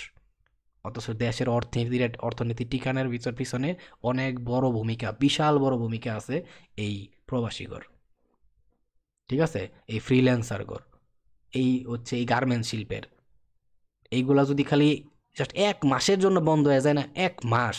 বাংলাদেশে দেখবেন যে এই পলিটিশিয়ানরা বাংলাদেশ থেকে ইনস্ট্যান্ট বাড়ায় যাবে সব, আমি বাংলাদেশে রাজনীতি করবো না। তো ওরা জাস্ট বাংলাদেশ থেকে খাইতাছে। এই প্রত্যেকটা চেয়ারে চেয়ারে যদি বাংলাদেশে দুর্নীতি না থাকতো, আর এই মানে গালি দিলাম না, উম, মাদারীপুরের এই গালি দিলাম না, যাক, এগুলো যদি বাংলাদেশের ভিতরে না থাকতো, জাস্ট 50 বছরের ভিতরে বাংলাদেশ সিঙ্গাপুর হইতে পারতো। ঠিক আছে, এটা হচ্ছে যদি ভালো করে বুঝেন, দেখেন, খেয়াল করেন আমগর অবস্থা, তাহলে বুঝবেন বাংলাদেশ সিঙ্গাপুর হইতো 50 বছরের ভিতরে। সব দিকে শিক্ষা খাত বলেন, যেই কোনো প্রত্যেকটা খাতের ভিতরে খায়া ফেলাইছে, চুষা ফেলাইছে। একটা মানুষ তার ফ্যামিলি চালায় 14 ঘন্টা 15 ঘন্টা ডিউটি কইরা, পরিশ্রম কইরা, 10-15 হাজার 20 হাজার যাই কামায়, অনেক পরিশ্রম করে কামায়। আর কিছু মানে মহৎ মানুষ আছে যারা জাস্ট একটা আঙ্গুল তুইলা একটা কলমের গোতা মাইরা 1,000 কোটি টাকা নাই করে হলায়। এটা হইতেছে ওর পরিশ্রম। তো এইগুলা কইতে গেলে খারাপ লাগে। যাই হোক, যে টপিকে আসছিলাম এই টপিকে যাই, ওই দিক গেলে আবার মাথা গরম হয়ে গেলে গালাগালি শুরু করবো। আমি যেহেতু একটা জিনিস শিখাইতেছি, আমার এটা করা ঠিক না, খারাপ লাগে, এই কারণে বললাম আর কি বিষয়গুলা। আমরা ভ্যালিউ দিতে জানি না সঠিক জায়গায়। তো এখন বিষয় হইতাছে এই জায়গায় দেখার, তার মানে কি আমরা যদি আমাদের এই এক্সপোর্ট লেভেলটা বা বৈদেশিক মুদ্রা যেভাবে আমাদের দেশে আসবো, বা যে কোনো কারেন্সির ক্ষেত্রে একই বিষয় হইতাছে, ওদের দেশে অন্যান্য দেশের কারেন্সি আসতেছে, মানে ডলার আসতেছে রিজার্ভ কারেন্সি হিসাবে, ওইটা যদি কইমা যায় তাইলেও কিন্তু এই ইনফ্লেশন হইতাছে। আর ইনফ্লেশন মানেই আমরা বুঝতেছি কি ওই দেশের টাকার ভ্যালিউ কইমা যাওয়া, তাই না? সো আরও কিছু ওয়ে আছে, যেমন ওই দেশে যদি মনে করেন যে বেকারত্ব বাইরা যায়, ওই দেশের ভিতরে যেই রোড পর্যায়ে যে টাকাগুলা দিছে, দেখেন এখন কথা হইতেছে যে কেন ব্যাংক এত টাকা ছাপাইছে, এটাও একটা বোঝার কাহিনী না, আমি পুরোটা একটু কাটি। ব্যাংক যে এত বেশি পরিমাণ, $1,000 রিজার্ভ কারেন্সি আছে, $2,000 সম পরিমাণ টাকা প্রিন্ট করছে বা কারেন্সি হিসাবে ছাপাইছে, আর মানে কি? তার মানে হচ্ছে ধরেন যে এটা হচ্ছে বাংলাদেশ, হ্যাঁ, এই বাংলাদেশের ভিতরেই তো আমাদের সেন্ট্রাল ব্যাংক $2,000 পরিমাণ সমান কারেন্সি ছাপায় ফেলাইছে। বাট এটার কারণ এটাই যে বাংলাদেশের ভিতরে যত বেকারত্ব আছে বা বিভিন্ন ধরনের শিল্প প্রতিষ্ঠান আছে, তারপরে ধরেন যে বিভিন্ন ধরনের ইন্স্যুরেন্স টাইপের কিছু একটা বিষয় আছে, বা বিভিন্ন ধরনের প্রপার্টি কিনতেছে একজনে, তারপরে হইতেছে আরেকজনে ধরেছে কাঁচামালের ব্যবসা করতেছে, বিভিন্ন ধরনের ব্যবসা আছে, খুদে ব্যবসায়ী। তো প্রতিনিয়ত কি হইতাছে, একজন আরেকজনের সাথে টাকা ট্রানজ্যাকশন করতেছে না? এখন এইগুলা আমাদের দেশের এই যে ইন্টারেস্ট হিসাবে আমাদের সেন্ট্রাল ব্যাংক পাইতেছে, দেশের উন্নতি করতে পারতেছে, দেশের বিভিন্ন খাতে ইউজ করতে পারতেছে। দেন হচ্ছে সেকেন্ড যে বিষয়টা আছে, সেটা হইতাছে এই যে আমাদের বিভিন্ন ট্রানজ্যাকশন হইতাছে, এই ট্রানজ্যাকশনগুলোর মাধ্যমেও বিভিন্ন পণ্য দ্রব্যাদি তৈরি করতেছে। যেমন একটা গার্মেন্টস চালাইতেছে, একটা ইন্ডাস্ট্রি মনে করেন যে গার্মেন্টস ইন্ডাস্ট্রি, ঠিক আছে? সো ও কি করতেছে, প্রচুর পরিমাণে কাপড় চোপড় বানাইতেছে, বানায় এটা কি করতেছে, ডিরেক্টলি বাইরের দেশে সেল করতেছে। এখন আপনি বলেন এই যে $2,000 সমপরিমাণ টাকা, এইটা যদি এরকম বিভিন্ন জায়গায় বিভিন্ন ইন্ডাস্ট্রিয়াল লেভেলে ও লোন হিসাবে দেয়, যেইগুলা মনে করেন যে আমগর দেশের এই এক্সপোর্ট হইতে হেল্প করে বা বৈদেশিক মুদ্রা আমগর দেশে ঢুকাইতে হেল্প করে, তাহলে কি আমাদের এই সেন্ট্রাল ব্যাংক কি ভালো কাজ করতেছে না? ইভেন টাকা যদি অনেক কম থাকে, আমরা কি একটা জানি কি সাপ্লাই অ্যান্ড ডিমান্ড, ঠিক আছে? একটা হচ্ছে কি সাপ্লাই অ্যান্ড আরেকটা কি ডিমান্ড, তাই না? আমি সরি, অনেক অনেক ডিপলি বোঝানোর ট্রাই করতেছি, টাইম লাগাইতেছি, কারণ এই জিনিসটা বোঝাটা আমার মারাত্মক টাফ, ঠিক আছে, বা মারাত্মক ইম্পর্টেন্ট। কারণ এইটার উপরে ডিপেন্ড করতেছে আপনি ফান্ডামেন্টাল কতটুকু বুঝবেন, একটা দেশ নিয়ে আপনি কতটুকু চিন্তা ভাবনা করতে পারবেন। কারো পকেটে ভাই 5 মিনিট টাইম নেই, আপনার টাইম দিব, ঠিক আছে? কারো পকেটে 5 মিনিট টাইম নেই, এগুলো নিয়ে আলাপ আলোচনা করবো। অনেক ভিডিও আছে ইউটিউবে, খুঁজে দেখেন এইভাবে ফান্ডামেন্টাল নিয়ে কেউ কেউ আলাপ আলোচনা করছে কিনা। সো এটা বুঝতে হবে আপনার, একটু ভ্যালিড জিনিস টাইম দিতে হইব ভাই। আমার ভিডিও না দেখে সিনেমা দেখেন, আপনার লাভ হইব, নায়ক নায়িকারা সেই ফাইটিং করবো, নাচানাচি করবো, সেই অবস্থা। আর আমি বকবকটা একটু বেশি করি, অনেক অনেক দুঃখিত। তো সাপ্লাই অ্যান্ড ডিমান্ড জিনিসটা আমরা বুঝছিলাম। তো সাপ্লাই মানে কি, একটা জিনিস সেই পরিমাণে সাপ্লাই দিব, ওইটার ডিমান্ডটা তত কম থাকবো, তাই না? তার মানে সাপ্লাই যখন বেশি থাকবো, ডিমান্ড কম থাকবো। আবার যখন ওই জিনিসটা সাপ্লাই কমে যাবো, তার মানে কি মার্কেটে ওই জিনিসটার একটা ক্রাইসিস দেখা দিব না? তার মানে কি যখন একটা প্রোডাক্ট বা কোনো একটা জিনিসের মার্কেটের মধ্যে ক্রাইসিস দেখা দিব, বাট ওইটা জনগণের একটু হলেও প্রয়োজন, তখন ওইটা ডিমান্ড বাড়া শুরু করবো। এটা তো সাপ্লাই অ্যান্ড ডিমান্ডের কাহিনী। তো এখন একদম সেম বিষয়টাই এখানে নিয়ে আসেন। যেমন ধরেন যে মার্কেটে যে $1,000 যদি আমগর যেহেতু রিজার্ভ কারেন্সি ছিল, ধরেন যে $1,000 ছিল কি আমাদের রিজার্ভ কারেন্সি ছিল, তাই না? এই $1,000 যে আমাদের রিজার্ভ কারেন্সি ছিল, যদি $1,000 সমপরিমাণ টাকাই আমাদের দেশের ভিতরে ছড়ানি হইতো, সেন্ট্রাল ব্যাংক ছড়াইতো, তাহলে টাকার টাকার কতটুক ক্রাইসিস পড়তো আপনি বুঝছেন? টাকার কতটুক, তার মানে কি টাকার সাপ্লাই তো কমে গেল।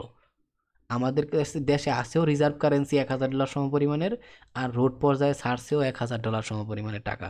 সো গরিব পর্যায়ে দেখা গেছে যে একদম টাকার ক্রাইসিস পড়ে যাব।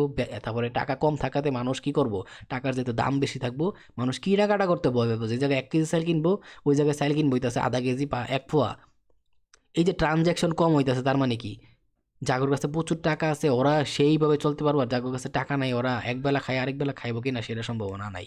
সো ট্রানজ্যাকশন কম হইব যখন আপনার হাতে পকেটে বেশি টাকা থাকবে। একটা জিনিস বুঝেন, আপনার পকেটে ধরেন যে 1,000 টাকা আছে, সবসময় আপনার পকেটে থাকতে হইতাছে ধরেন যে 100 টাকা 200 টাকা। যেদিন 1,000 টাকা আছে ওই দিন আপনি কি করবেন, আরে শালার পুরান টাকা গিয়ে আগে কাচ্চি মেরা লই, এই কাজটাই করবেন। সো টাকা যখন আপনার কাছে বেশি থাকবো তখনই আপনি ট্রানজ্যাকশন করবেন। সো এই দিকগুলা বিবেচনা কইরাই সেন্ট্রাল ব্যাংক কি করছে, কিছু টাকা পরিমাণ বেশি ছাপায়, যাতে পুরা রোড পর্যায়ে বা একদম গ্রাউন্ড পর্যায়ে ওই দেশে প্রচুর পরিমাণে টাকা থাকে, যতটুকু টাকা ওই দেশে প্রয়োজন ট্রানজ্যাকশন হওয়ার জন্য। যত বেশি ট্রানজ্যাকশন হইব, যত বেশি ট্রেড হইব একজনের মাঝখানে আরেকজনের, ব্যবসা বাণিজ্য হইব, ওই টাকাগুলা কাজে লাগতাছে। টাকা যদি নিয়ে আপনি গুঞ্জা মাইরা ভরে রাখেন খাড়ের নিচে, ওই টাকা দিয়ে জীবনে কোনো লাভ নাই। সো টাকা যত বেশি ট্রানজ্যাকশন করবো, প্রপার্টি কিনবো, এটাও এক ধরনের ট্রানজ্যাকশন। গাড়ি কিনতে আছে, এটা এক ধরনের ট্রানজ্যাকশন। কাঁচামরিচ কিনতে গেছে, এটা এক ধরনের ট্রানজ্যাকশন। প্রত্যেকটা ট্রানজ্যাকশনের জন্য ব্যাট আছে। সো এইগুলা কোনো না কোনো ওয়েতে উপকারে আসতেছে। এই জন্যই হচ্ছে এই বেশি টাকাটা ছাপাইতেছে, যাতে সবার হাতে টাকা থাকে আর ট্রানজ্যাকশন। আর যত বেশি ট্রানজ্যাকশন হইব, ওই বেনিফিটটা কি, ওই তত বেশি মানুষ কেনাকাটা করব, ট্রানজ্যাকশন করব, তো মানুষ ভয় পাইব না। আর ওই কেনাকাটার কারণে কি হইতেছে, এই প্রত্যেকটা যে ইন্ডাস্ট্রিয়াল লেভেল আছে, বিভিন্ন প্রোডাক্ট আছে, এইগুলো আরও সচ্ছল হইতে পারবো। আর এই সব যখন সচ্ছল হইব পৃথিবী, বাংলা ওই দেশের, বাংলাদেশের হিসাবে যেমন বেশি পরিমাণে মানুষ কাপড় চোপড় কেনাকাটা করব, তো তারপরে দেখা গেছে মানে এইসবই আর কি, তখন কি গার্মেন্ট শিল্পটা আস্তে আস্তে ডে বাই ডে ইম্প্রুভ হইব। তারপর হইতেছে এমনই বিভিন্ন ধরনের প্রোডাক্ট আছে, যখন মানুষ বেশি কিনবো তখন ওই প্রোডাক্টটা নিজের দেশে দিয়েও বাইরের দেশেও আরও কিছু সাপ্লাই করার ট্রাই করব। সো এইগুলো হইতেছে বিভিন্ন বিষয় চলে আসে। সো এই কারণে হইতেছে সেন্ট্রাল ব্যাংক বিভিন্ন ওয়েতে নিজের দেশের ভিতরে বেশি টাকা ছাপায়া পাঠায়। আর এই ইনফ্লেশন যে তৈরি হইতাছে সেন্ট্রাল ব্যাংকের কারণে, যে ইনফ্লেশনটা তৈরি হইতাছে সেইটা হইতাছে আপনার আগে বুঝতে হবে। এখানে দুই ধরনের ইনফ্লেশন তৈরি হয়ে যেতেছে। একটা আমরা নর্মালি দেখতে পারতেছি, একটা হচ্ছে আমাদের দেশের ইনপুট আর এক্সপোর্টের উপরে ডিপেন্ড করতেছে যে আমাদের দেশের কারেন্সির ভ্যালুর কি অবস্থা, তাই না? ভ্যালুকে ওই মানে এক্সপোর্ট আর ইনপুটগত কারণে কি আমাদের দেশের ইনফ্লেশন বা কারেন্সির দাম কমাটা শুরু হয়েছে কিনা। ওইটা যদি না হয়, দেখে আমাদের আমাদের দেশে ইম্পোর্টের চাইতে তুলনামূলক বেশি এক্সপোর্ট হইতেছে। তার মানে কি, আমাদের খরচ মানে কিনার খরচ বাদ দিয়ে আমাদের বেচার টাকা বেশি আসতেছে দেশের ভিতরে, তাহলে এটা আমাদের জন্য একটা বেনিফিট। তারপরে ডিপেন্ড করতেছে হচ্ছে এখন যদি আমাদের কাছে ডে বাই ডে টাকা একটু বেশি বাড়তে থাকে দেশের কারেন্সি, রিজার্ভ কারেন্সি হিসাবে, তাহলে সেন্ট্রাল ব্যাংক কী চাইবো, যদি আবার জনগণের পর্যায়ে এই টাকার পরিমাণ সমপরিমাণে ছাপাই, তাহলে জনগণ আবার আইলসে হয়ে যাব, বেশি পরিমাণে কেনাকাটা করবো না, ট্রানজ্যাকশন করবো না, আবার আমার দেশের অর্থনৈতিক অবস্থার 12টা বেজে যাবো। ওই সেন্ট্রাল ব্যাংক কী করবো, আবার দেখবো হিসাব করে প্রত্যেক মাসে, ওই যে রিজার্ভ কারেন্সি বলছিলাম না মিটিংয়ের শুরুতে, রিজার্ভ কারেন্সি ওরা হিসাব করে প্রত্যেক মাসে, ওই রিজার্ভ কারেন্সি আবার হিসাব করবো, করে দেখবো যে ওদের দেশে কী পরিমাণে টাকা ফিল্ড পর্যায়ে আছে, ছাপাইবো কি না, এই হিসাবগুলো চলে আসে। আশা করি ইনফ্লেশনটা কীভাবে মূলত তৈরি হইতেছে, কত কত ওয়েতে তৈরি হইতেছে আমি একটু হইলেও বুঝাইতে পারছি। অনেক দিকে প্যাচ ছিল, তাও আমি একটু ট্রাই করছি বোঝানোর, আশা করি বোঝার কথা। এখন কথা হচ্ছে এই যে ইনফ্লেশন তৈরি হইতাছে, ঠিক আছে, এই যে ইনফ্লেশন তৈরি হইতাছে সেটা কত ধরনের হইতে পারে। ইনফ্লেশন কিন্তু অনেকগুলো প্রকারভেদ আছে। আর ইনফ্লেশন মানে কি সেটা অলরেডি বুঝতে পারছেন, আমাদের দেশের কারেন্সির বা যে কোনো একটা দেশের কারেন্সির ভ্যালু কমা যাওয়া হইতাছে ইনফ্লেশন, একটা বাৎসরিক হারে বা নির্দিষ্ট সময়ে। এখন ধরেন যে আমি একটা এখানে আরেকটা এক্সাম্পল দিই, ধরেন যে আমাদের দেশের কারেন্সি কি বলছিলাম 10% কি করতেছে, ইনফ্লেশন তৈরি হয়েছে, ইনফ্লেশন তৈরি হয়েছে। তার মানে কি, ইনফ্লেশন যেহেতু 10% তৈরি হয়েছে, এটা কি হার, এটা হচ্ছে বাৎসরিক হার, এক বছরে 10% করে কমতেছে। এখন এটা যদি আবার মান্থলিতে নেয়, ওই হিসাবটা আবার আরেক ধরনের চলে আসবো। যেমন ছিল ওরা হিসাব করবো যেমন জানুয়ারি, ঠিক আছে, জানুয়ারিতে হিসাব করবো কি, জানুয়ারিতে কত পার্সেন্ট আমাদের ছিল রে, ইনফ্লেশন ছিল রে, একজনে বলবো স্যার জানুয়ারিতে আমাদের ইনফ্লেশন হচ্ছে 5.50, 5.50% হচ্ছে ইনফ্লেশন। ফেব্রুয়ারি আসবো, ফেব্রুয়ারিতে বলবো যে কিরে গত মাসে আমাদের কত ইনফ্লেশন ছিল, 5.50, এই মাসে আমাদের ইনফ্লেশন কতটুকু, স্যার এই মাসে গত মাসে 5.50 ছিল, বাট এই মাসে আয়া পড়ছে হচ্ছে 5.70। তার মানে বাড়ছে, কতটুকু বাড়ছে, 0.20 বাড়ছে ইনফ্লেশন রেট। এইভাবে ইনফ্লেশন আস্তে আস্তে বাড়ে, পরে একদম টোটাল সবগুলা মাস একসাথে একত্রিত করে টোটাল ইনফ্লেশন মাসের বার করে। আশা করি এই হিসাবগুলো আপনারা একটু একটু বুঝতে পারতেছেন। এখন কথা হচ্ছে আমরা যে প্রশ্নটা গেছিলাম সেটা হইতেছে যে এই ইনফ্লেশনটা কত ধরনের হইতে পারে। ঠিক আছে, এই ইনফ্লেশনের প্রকারভেদ আমরা এখানে ভাগ করছি তিন ধরনের। ইনফ্লেশন হচ্ছে মূলত তিন ধরনের হওয়ার পসিবিলিটি আছে। একটা হচ্ছে ডিমান্ড পুশ ইনফ্লেশন, আরেকটা হচ্ছে কস্ট পুশ ইনফ্লেশন, আরেকটা হচ্ছে কারেন্সি ডিভ্যালিউ। কারেন্সি ডিভ্যালিউ কি এটা কিন্তু অলরেডি আপনারা বুঝতে পারছেন, সেটা বিভিন্ন ওয়েতে হইতে পারে। আমি এটা আসতেছি সিকোয়েন্স আকারে আসি। আমি সব কিছু অলরেডি আপনাদের ভালো একটা টাচ আপ দিয়ে রাখছি যাতে প্রত্যেকটা কনসেপ্ট আপনি ভালো করে বুঝতে পারেন আর ধরতে পারেন। আপনি যদি এই বিষয়গুলো জাস্ট একটু বুঝে নিতে পারেন না, মানে পজিটিভ নিউজ না নেগেটিভ নিউজ সব কিছু আপনি আরামসে বুঝতে পারবেন। আর এই ফান্ডামেন্টালের নিউজগুলোর উপরে ডিপেন্ড করে যে একটা মাস লং রানে আপ ডিরেকশনে যাব না ডাউন ডিরেকশনে যাব। নিউজের ইম্প্যাক্ট পড়ার সাথে সাথে তো মার্কেটের ভিতরে ইম্প্যাক্ট পড়েই, বড় বড় মুভ আসেই। পাশাপাশি একটা কারেন্সি ওদের কি করে, ওদের কারেন্সিটারে লং টার্মেই তো চিন্তা ভাবনা করে যে আগামী 2 মাস 3 মাস পরে আমাদের কারেন্সির ভ্যালু এতটুকু বাড়বো বা এতটুকু কমামো, এরকম চিন্তা ভাবনাই তো করে। সো তার মানে কি এই আমাদের এই ফান্ডামেন্টাল অ্যানালাইসিস এমন ইম্পর্টেন্ট যে লং টার্মে আমাদের মার্কেটটা কোন দিকে যাইতে পারে এরকম একটা দিক নির্দেশনা আমাদেরকে দিয়ে দিতে পারে। সো এতটুকু ইম্পর্টেন্ট হচ্ছে ফান্ডামেন্টাল। এই জন্যই বলে টেকনিক্যালের বাপ হইতেছে ফান্ডামেন্টাল, বাট ফান্ডামেন্টাল সবাই পারে না। ইভেন আমি নিজেও কই ভাই আমি ফান্ডামেন্টালে কিচ্ছু বুঝি না, আমি আগের থেকে কইতাছি আমি ফান্ডামেন্টাল যে কঠিন রে ভাই, অবশ্যই কঠিন। পুরা জিও পলিটিক্স ফান্ডামেন্টালের সাথে অ্যাটাচ আছে, এত ইজি নাকি? পুরা দেশের অর্থনৈতিক সিচুয়েশন, তারপরে জিডিপি থেকে শুরু কইরা ইনপুট এক্সপোর্ট, তারপর হইতাছে ওই দেশের ভিতরে কি পরিমাণে ট্রানজ্যাকশন হইতাছে, তারপর হইতাছে ওই দেশের ভিতরে কোনো অ্যাক্সিডেন্টাল বিষয় হইতাছে কিনা, আগুন লাগা, তারপর ভূমিকম্প, তারপর হইতে পারে আপনার বিভিন্ন ভাইরাস ইস্যু, ওই যেমন করোনা ভাইরাস বাড়াইছে, আর কত কিছু আছে ভাই। আমি এখন আপনার মাথা গোলাইলাম না, এগুলো আস্তে আস্তে আপনি নিজেই এখন ডেভেলপ করতে পারবেন ইনশাল্লাহ। সো প্রথমে আমরা শিখি হচ্ছে ডিমান্ড পুশ ইনফ্লেশন জিনিসটা কি। ঠিক আছে, ডিমান্ড পুশ ইনফ্লেশন হইতাছে সাপ্লাই অ্যান্ড ডিমান্ডের মতো।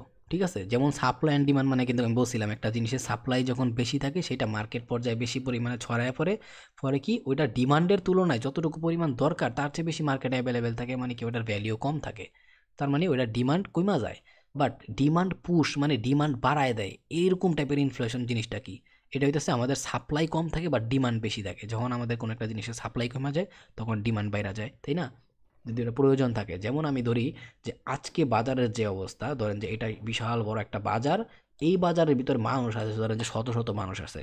ঠিক আছে, আর টমেটোর দোকান যতগুলো ছিল সবগুলা টমেটোর দোকানেই টমেটো শেষ। এই দোকানেও টমেটো শেষ, এই দোকানেও টমেটো শেষ, শুধুমাত্র এই দোকানে টমেটো আছে, তাও আছে টমেটো আছে কয় কেজি? টমেটো আছে ধরেন যে 5 কেজি টমেটো আছে। ঠিক আছে, সরি আমি একটু ইংলিশে দুর্বল, আমার ভুল হয়ে গেছে, আমাকে ক্ষমা করে দিন।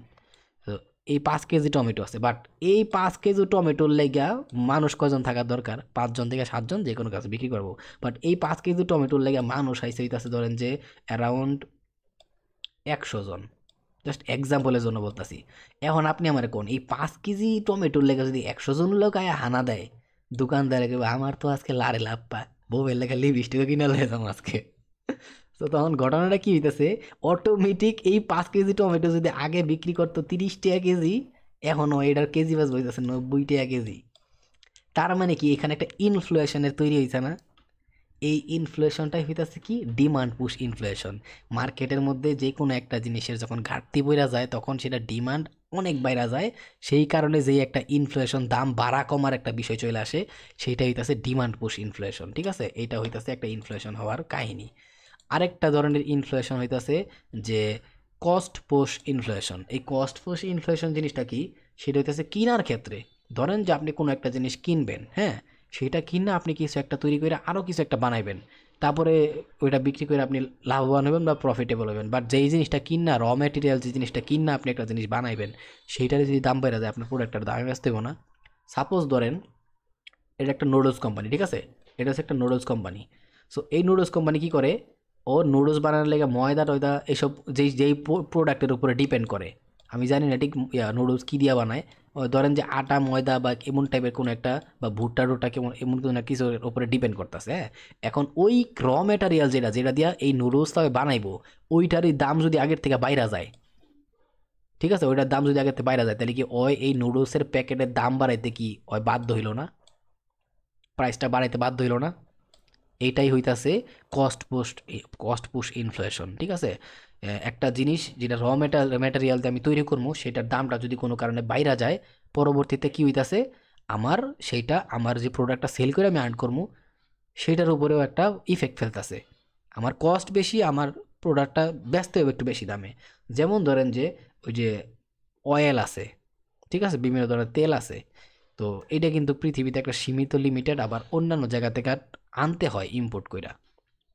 আর তেলের দিকে আবার যদি বিবেচনা করেন, গাড়ি চলতেছে, বিভিন্ন শক্তি তৈরি করতেছে, তারপর তেল হচ্ছে যানবাহন থেকে শুরু করে প্রত্যেকটা এই পুরো পৃথিবী চালাইতে গেলে তেল দরকার আছে।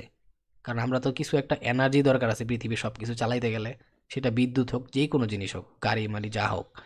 সো তেল আমাদের জন্য এতটুকু ইম্পর্টেন্ট। এখন যদি তেলের দামটা বাড়ায়া দেয়, এই যে মাঝখানে তেলের দাম বাড়াইছিল না, তো তখন তো আমরা টের পাইছি, যে এখন মনে আছে।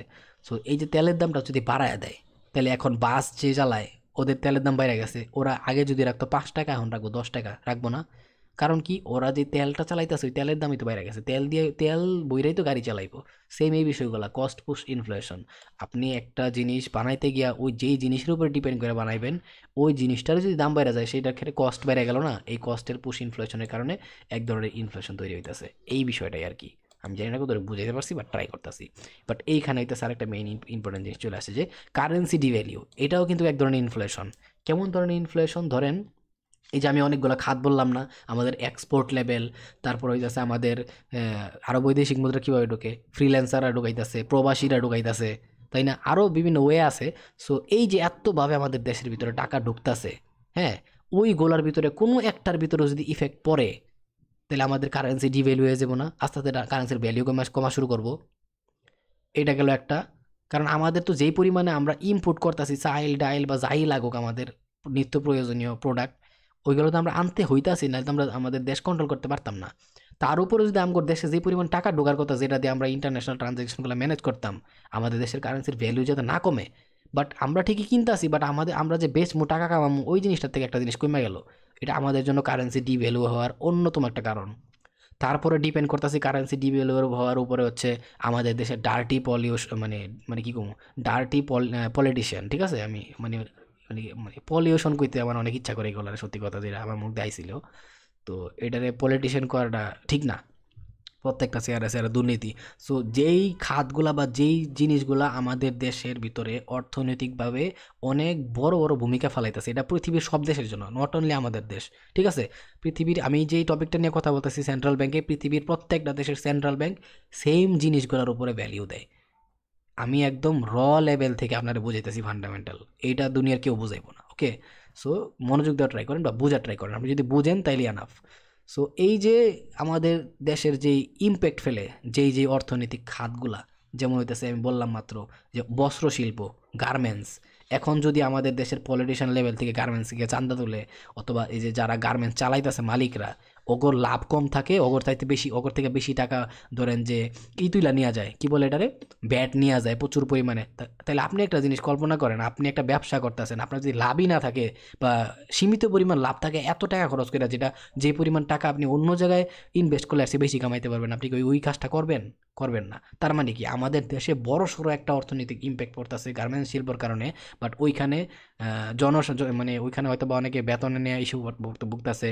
তারপরে ইন্টারন্যাশনাল লেভেলে যে বায়ারদের সাথে কমিউনিকেট করতেছে, ওদের জন্য যে একটা স্পেশাল একটা সার্ভিস দেওয়ার কথা সরকারি লেভেল থেকে, সেটা দিতেছে না, উল্টা প্রচুর পরিমাণে ভ্যাট নিতেছে। এমন বিভিন্ন ওয়ে আছে যেটা কি করে আমাদের দেশের এই কারেন্সি ডিভ্যালুর উপর অনেক বড় ইম্প্যাক্ট ফেলে। তারপরে বিভিন্ন ধরনের বিশাল বড় বড় লেভেলের ইন্ডাস্ট্রি আছে যেগুলো কোল্যাব করে, ঠিক আছে, বাইরের দেশের সাথে, পরে বিভিন্ন ধরনের বিভিন্ন ওয়েতে টাকা বাংলাদেশের ভিতরে বা ওই দেশের ভিতরে ঢুকতেছে। তার মানে কি, এটাও দেশের কারেন্সির উপর একটা অনেক বড় ভ্যালিউ অ্যাড করে, ঠিক আছে? তারপরে আবার একটা বড়সড় বিষয় হইতাছে, একটা কলমের গোতা দিয়ে হাজার হাজার লক্ষ লক্ষ ডলার বা রিজার্ভ কারেন্সি বাংলাদেশ থেকে বা ওই দেশ থেকে গায়েব করে পলিটিশিয়ান দিয়ে অন্য অন্য দেশে লয়ে জায়গা।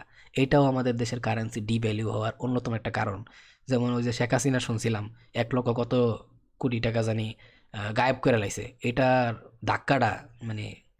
তারপরে দেখেন এই যে বিভিন্ন মানে উন্নয়ন উন্নয়ন করতে গিয়ে মনে করেন যে দেশের ভিতরে বিভিন্ন দেশ থেকে লোন নিয়ে আসে, ওই টাকাগুলোকে আমাদের দিতে হয় না? মানলাম তুমি লোন নিয়ে আসলা, বাট টাকাটা সঠিক ওয়েতে খরচ করো নাই, ঠিক আছে? যেই যেই জায়গায় যদি এই টাকাগুলা দিয়া বিভিন্ন জায়গায় মানুষের কর্মসংস্থান তৈরি করা হইতো, তাহলে ট্রানজ্যাকশন বাড়তো। এমন এমন খাতগুলোর উপরে ইউজ করা হইতো যেইগুলো আমাদের দেশের কারেন্সি আনতে সহযোগিতা করব, এক্সপোর্ট বাড়াইবো, প্রোডাক্ট তৈরি করতে মানে জিডিপি বাড়াইবো, গস প্রোডাক্ট যেটা আমি একটু বলছিলাম গত ভিডিওর মধ্যে, ঠিক আছে। সো ওইগুলা বাড়াইবো, ওইগুলো আমাদের কারেন্সির ভিতরে ভ্যালিউ অ্যাড করবো। আর যদি লোন নিয়ে আসে বাইরের দেশ থেকে, যেমন চায়নার থেকে লক্ষ লক্ষ কোটি টাকা ডলারের লোন নিয়ে আসলো, ধরেন এক্সাম্পল আমেরিকাতে লোন নিয়ে আসলো, ওই লোনগুলো তো আমাদের পরবর্তীতে দিতে হইতাছে, আরও ডাবল টাকা দিতে হইতাছে, লাভটা কী হইলো? বাট ওই লোনের টাকাগুলোর যদি সঠিক ওয়েতে দেশের ভিতরে পর্যাপ্ত জায়গায় ইউজ করা হইতো, যেগুলো দেশের কারেন্সির ভ্যালিউ বাড়াইতে জানে, তাইলে কিন্তু ঠিকঠাকই ওই লোনের টাকা যদি যাইতো, তার চাইতে বেশি টাকা একটা লং টার্মে দেশের ভিতরে উইঠে আসতো। বাট উল্টা এই ডার্টি পলিটিশিয়ানগুলোর কারণে মানে কি কমু খারাপ লাগে। বাট এগুলা যেহেতু ফান্ডামেন্টাল নিয়ে কথা বলতেছে, এগুলো বোঝার দরকার আছে, ঠিক আছে। এর লেগে আমি বলি যে যদি খালি বাংলাদেশে ডার্টি পলিটিশিয়ান আর দুর্নীতিটা উইঠা যাইতো, 50 বছরের ভিতরে বাংলাদেশ একটা সিঙ্গাপুর হইতো। তো এটা বইলে লাভ নাই। এটা যারা ইন্টারন্যাশনাল লেভেলে বাংলাদেশে চিনে যে কী পরিমাণ বাংলাদেশ মানে করতেছে, তো এটা জাস্ট বললাম না, তাহলে বুঝতে পারতো অনেকে। তো এটা হচ্ছে আশা করি বহুত এক্সাম্পল দিচ্ছি যে কীভাবে একটা দেশের কারেন্সি ডিভ্যালিউ হইতে পারে, ঠিক আছে। আর এর মধ্যে আরেকটা অন্যতম কারণ হইতেছে যদি এক্সপোর্টের চাইতে বেশি ইম্পোর্ট হয়। ইম্পোর্ট মানে কি? আমরা অন্য দেশ থেকে প্রোডাক্ট আনতাছি, আমরা টাকা দিয়া দিতাছি, আমাদের দেশ থেকে টাকা যাইতেছে রিজার্ভ কারেন্সি দিকে। সো এটা অনেক বড় ইম্প্যাক্ট ফেলে। তো আশা করি বুঝতে পারতেছেন, আমি বেশি বকবক করতেছি না, এই টপিকটা নিয়ে অনেক খারাপ লাগে, কারণ আমগর যতটুকু অশান্তি আমরা বুক করতেছি ভাই, যারাই অশান্তি বুক করার কথা আর আনামায় এসে আছে, আমরা বুক করতেছি এগুলো, ঠিক আছে। সো গরিব আরও গরিব হইতেছে, বড় লোক আরও বড় লোক হইতেছে, পৃথিবীটা এমন পর্যায়ে চলে গেছে আর কি এই কাহিনীগুলোর কারণেই। এই জন্য খারাপ লাগে বলতে এগুলা। অনেক কাছে কমেন্টে গালাগালিও দিতে পারে এসব বেশি বকবক করতেছে দিকে, ভাই অনেক দুঃখিত, আমার ভিডিও তাইলে আপনার লেগা না। তো কারেন্সি ডিভ্যালু হওয়ার কারণটা বুঝলাম, কস্ট পুশ ইনফ্লেশন বুঝলাম, ডিমান্ড পুশ ইনফ্লেশন বুঝলাম। ওকে, তাহলে ইনফ্লেশন লেভেল সম্পর্কে আর এত বেশি কিছু বোঝার বাকি নাই। আহ, ও এখানে আবার আরেকটা জিনিস আমাদের বোঝা দরকার আছে যে আহ, কেন কোনো দেশ 0% ইনফ্লেশন রাখে না, ঠিক আছে। এটা একটা বোঝার বিষয়, আমি যেটা বলি এটা একটু পরে বলতেছি, ঠিক আছে। একটা দেশ কি কারণে 0% ইনফ্লেশন করে না? আমরা জানি কি ইনফ্লেশন মানে হচ্ছে একটা দেশের কারেন্সির ভ্যালিউ কমে গেছে, ওইটাই তো ইনফ্লেশন। বাট 0% ইনফ্লেশন মানে কি আমাদের দেশের কারেন্সির ভ্যালিউ কমে নাই, আমাদের দেশেও ছিল 1000 ডলারই, আর আমাদের দেশের কারেন্সিও প্রিন্ট করা হয়েছে ওই 1000 ডলার পরিমাণ সমপরিমাণ, যতটুকু বিডিটি হয় ততটুকু পরিমাণ বিডিটি প্রিন্ট করে আমাদের সেন্ট্রাল ব্যাংক আমাদের দেশব্যাপী ছড়াইছে বা দিয়ে দিছে। অথবা ধরেন যে 2000 ডলার সমপরিমাণ বিডিটি ছাপাইছে, যেটা আগে 1000 ডলার পরিমাণ রিজার্ভ কারেন্সি ছিল, বাট আমাদের দেশে প্রচুর পরিমাণে এক্সপোর্ট হওয়ার ফলে আরও 1000 ডলার অ্যাড হয়েছে, ঠিক আছে। যার কারণে একদম আমাদের যেই রিজার্ভ কারেন্সি ছিল 1000 2000 ডলার না, আমাদের রিজার্ভ কারেন্সি আমাদের দেশে যেই পরিমাণ টাকা প্রিন্ট করা হয়েছে সার্কুলেশন হইতেছে ফিল্ড পর্যায়ে ওই পরিমাণ টাকার সমান হয়ে গেছে। তার মানে কি 0% ইনফ্লেশন, মানে আমাদের টাকার দাম কমে নাই, একদম একুরেট আছে। এর ফলে সমস্যা কী এবার হইতেছে কাহিনী, যাদের পকেটে টাকা আছে, আপনি ধরেন যে আপনি জানেন যে প্রত্যেক বছর পরে আপনার কাছে এখন 1 লাখ টাকা, 1 লাখ টাকা ধরেন 1 কোটি টাকা আছে, প্রত্যেক বছর পরে ওই টাকার ভ্যালিউ 1 কোটি থেকে 10% কমা যাব। তার মানে কি 10 লাখ টাকা কমা যাব জাস্ট 1 বছরের মধ্যে। আপনি কি ওই টাকাটা জীবন আপনার হাতে রাখবেন? জীবনও হাতে রাখবেন না। হয়তো এটাতে কোনো একটা প্রপার্টি কিনবেন বা কোনো একটা ব্যবসা করবেন, বা ওই টাকাটার আপনি কি করবেন, ওই যে বিভিন্ন দালান মালান আছে বা বিভিন্ন জায়গায় ইনভেস্ট করে রাখবেন, যাতে ওই টাকাটা আরও বাড়ে না কমে, তাই না? এই কারণে যদি 0% ইনফ্লেশন থাকতো তখন আপনি কি করতেন? আপনার কাছে 1 কোটি টাকা আছে, আপনি জানেন আরে বেলা টাকা রাইখা দিই জমায়া, ওই টাকার ভ্যালিউ তো কমতো না আর। 1 বছর পরে 1 কোটি টাকা 1 কোটি টাকাই থাকবো, সময় মতো সঠিক জায়গায় ইউজ করবো। সো এই কারণেই কোনো দেশই ইচ্ছা কইরা, কোনো দেশই, ঠিক আছে, ইচ্ছা কইরা জীবনে 0% ইনফ্লেশন রাখে না। তার মানে 0% ইনফ্লেশন রাখবো মানে দেশের ব্যালেন্সটা একদম মানে কারেন্সিটা একদম ব্যালেন্সে চলে আসবো, সবাই টাকা গাপটি মাইরা মনে করেন যে পাঁচার তলে রাইখা দিব, পুটকি সিবারতে টাকা কেউ বার করবো না। ফলে এইটা দেশের যে ট্রানজ্যাকশন বললাম যে মানে ইন্টারনাল যে দেশের ভিতরে ট্রানজ্যাকশন হয়, এইটা গাড়ি কিনলাম বাড়ি কিনলাম, এই ব্যবসা করলাম ওই ব্যবসা করলাম, দেশের কারেন্সিটা লড়াচড়া হইলো দেশের জিডিপির দিকে, তারপর দেশের ভিতরে বিভিন্ন ধরনের জিডিপি বাড়লো, মানে প্রোডাক্ট তৈরি করা হইলো প্রচুর পরিমাণে, ওইগুলো এক্সপোর্ট করা হইলো, তারপরে হইতাছে যে ওই দেশের যে সরকার আছে প্রচুর পরিমাণে ট্যাক্স পাইতেছে, ব্যাট পাইতেছে, এই প্রত্যেকটা ট্রানজ্যাকশনের কারণে দেশ আরও উন্নতি করতে পারতেছে, বিভিন্ন খাতে টাকাগুলো দিতে পারতেছে। সব কিছু ঘুরা ট্রানজ্যাকশন হইলেই ওই দেশের অর্থনৈতিকভাবে চাকা ঘুরতেছে। ট্রানজ্যাকশন হওয়াটা মাস্ট বি ইম্পর্টেন্ট। সো যদি 0% থাকে ইনফ্লেশন, তাহলে তো কেউ কামই করতো না। যার কাছে যার টাকা আছে জমায় রেখে দিত, যদি মনে হইতো না এখন টাকা দরকার আছে তখন কাম করতো, ট্রানজ্যাকশন হইতো, আর নাহলে হইতো না। যার কাছে প্রচুর টাকা আছে ওরা টাকা ঘাপটি মেরে জমায় রেখে দিত, যে আমার তো টাকার দাম কমবো না। এই জন্যই কোনো দেশই 0% ইনফ্লেশন করে না। তো এই ক্ষেত্রে একটা জিনিস দেখা গেছে কি, যেগুলো হচ্ছে অনেক ভালো ডেভেলপ কান্ট্রি, ওরা কি করে, ওরা হচ্ছে 2 থেকে 4% পর্যন্ত অগর ইনফ্লেশন রেট রাখে। যেমন আমেরিকা এমন যে ভালো ভালো দেশগুলো আছে না, ওরা এরকম ইনফ্লেশন থাকে ওদের দেশে। আমি আইডিয়া হিসাবে বললাম আর কি। আর যেগুলো যে উন্নয়নশীল দেশ, যেমন আমাকে বাংলাদেশ, মানে বাংলাদেশ না, বাংলাদেশের চাইতেও ভালো ডেভেলপ কান্ট্রি বা মানে উন্নত মানের দেশ, মানে উন্নয়নশীল দেশ যেগুলো যেগুলো আছে, ওদের ধরেন যে টার্গেট থাকে হচ্ছে আমাদের দেশে 6 থেকে 7%-এর ভিতরেই আমরা কি রাখবো, ইনফ্লেশন রেটটা রাখবো, মানে আমাদের কারেন্সির ভ্যালিউ 6 থেকে 7% কমতে দিব না, এর কম এর বেশি। বাট আমগর বাংলাদেশের মনে করেন যে 10%, ঠিক আছে, আমি এখন যতটুকু জানি, আমি পরে লাস্ট দেখি নাই, মান্থলি হিসাবে মেবি 9 দশমিক সামথিং থাকার কথা, 8 কিছু একটা থাকার কথা, আমি দেখি নাই লাস্ট, আর অনেকদিন ধরে দেখি নাই। সো 10% এটা আমি শিওর যে আমাদের দেশের যেই ইনফ্লেশন। সো এই প্রত্যেকটা দেশই চায় যে এরকম মানে যেমন উন্নয়নশীল দেশগুলো চায় 6 থেকে 7% ইনফ্লেশন রাখবো। তো এর ফলে কি হবে, টাকা কেউ হাতের ভিতরে গাপটি মেরে জমায় রাখবো না। যদি জানে যে বছরে আমার টাকা 6-7% কমতাছে, ঠিক আছে, ধরেন 1 কোটি টাকা আছে, 7 লাখ টাকা বছরে অটোমেটিক কমে যাবে কিছু না করে আমার থেকে, ওইটাই আর কি আপনি জীবন রাখবেন, ওই টাকা বিভিন্ন জায়গায় কাজে লাগাইবেন, প্রপার্টি কিনবেন, প্রপার্টির দাম ডে বাই ডে বাড়বো, কমবো না। সো থিঙ্ক বেটার রাখে আর কি ওরা। তারপরে হইতেছে ধরেন যে উন্নয়নশীল দেশগুলা কি করে, মানে উন্নতশীল দেশগুলা, ওইগুলা ডেভেলপ কান্ট্রিগুলা 2 থেকে 4% রাখে।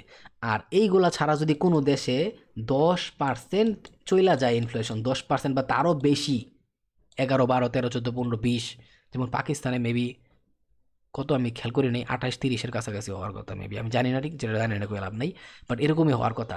সো অগর মাথা নষ্ট। ইভেন যেই দেশে 10% ইনফ্লেশন চলে গেছে, মানে প্রত্যেক বছর অনুযায়ী 10% করে টাকার ভ্যালু কমতেছে, ওই দেশের মাথা নষ্ট। কেমনে ইনফ্লেশন কমামো আমি, মাথা নষ্ট থাকে। সো এইগুলা কত কিছুর উপরে ডিপেন্ড করতেছে এই ইনফ্লেশন রেটটা, এখন আপনি ক্লিয়ারলি জানেন এই ভিডিও এখন পর্যন্ত যারা দেখছেন।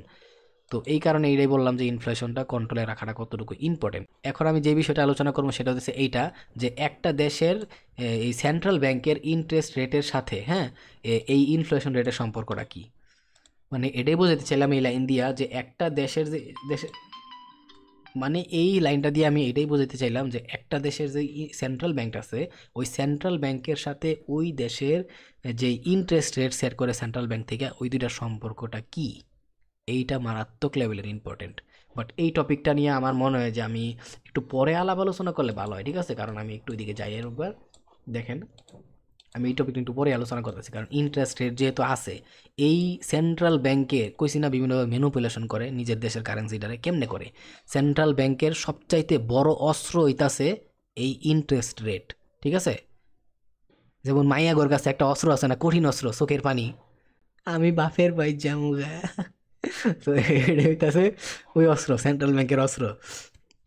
তো এইটা আমি একটু পরে যেতেছি, এখন আমি হচ্ছে ডিফ্লেশন জিনিসটা কি সেটা নিয়ে আলোচনা করি। ইনফ্লেশন আশা করি বুঝতে পারছেন। আমি জানি অনেক বেশি বকবক করতেছি, বাট টপিকটা বকবক করার মতোই।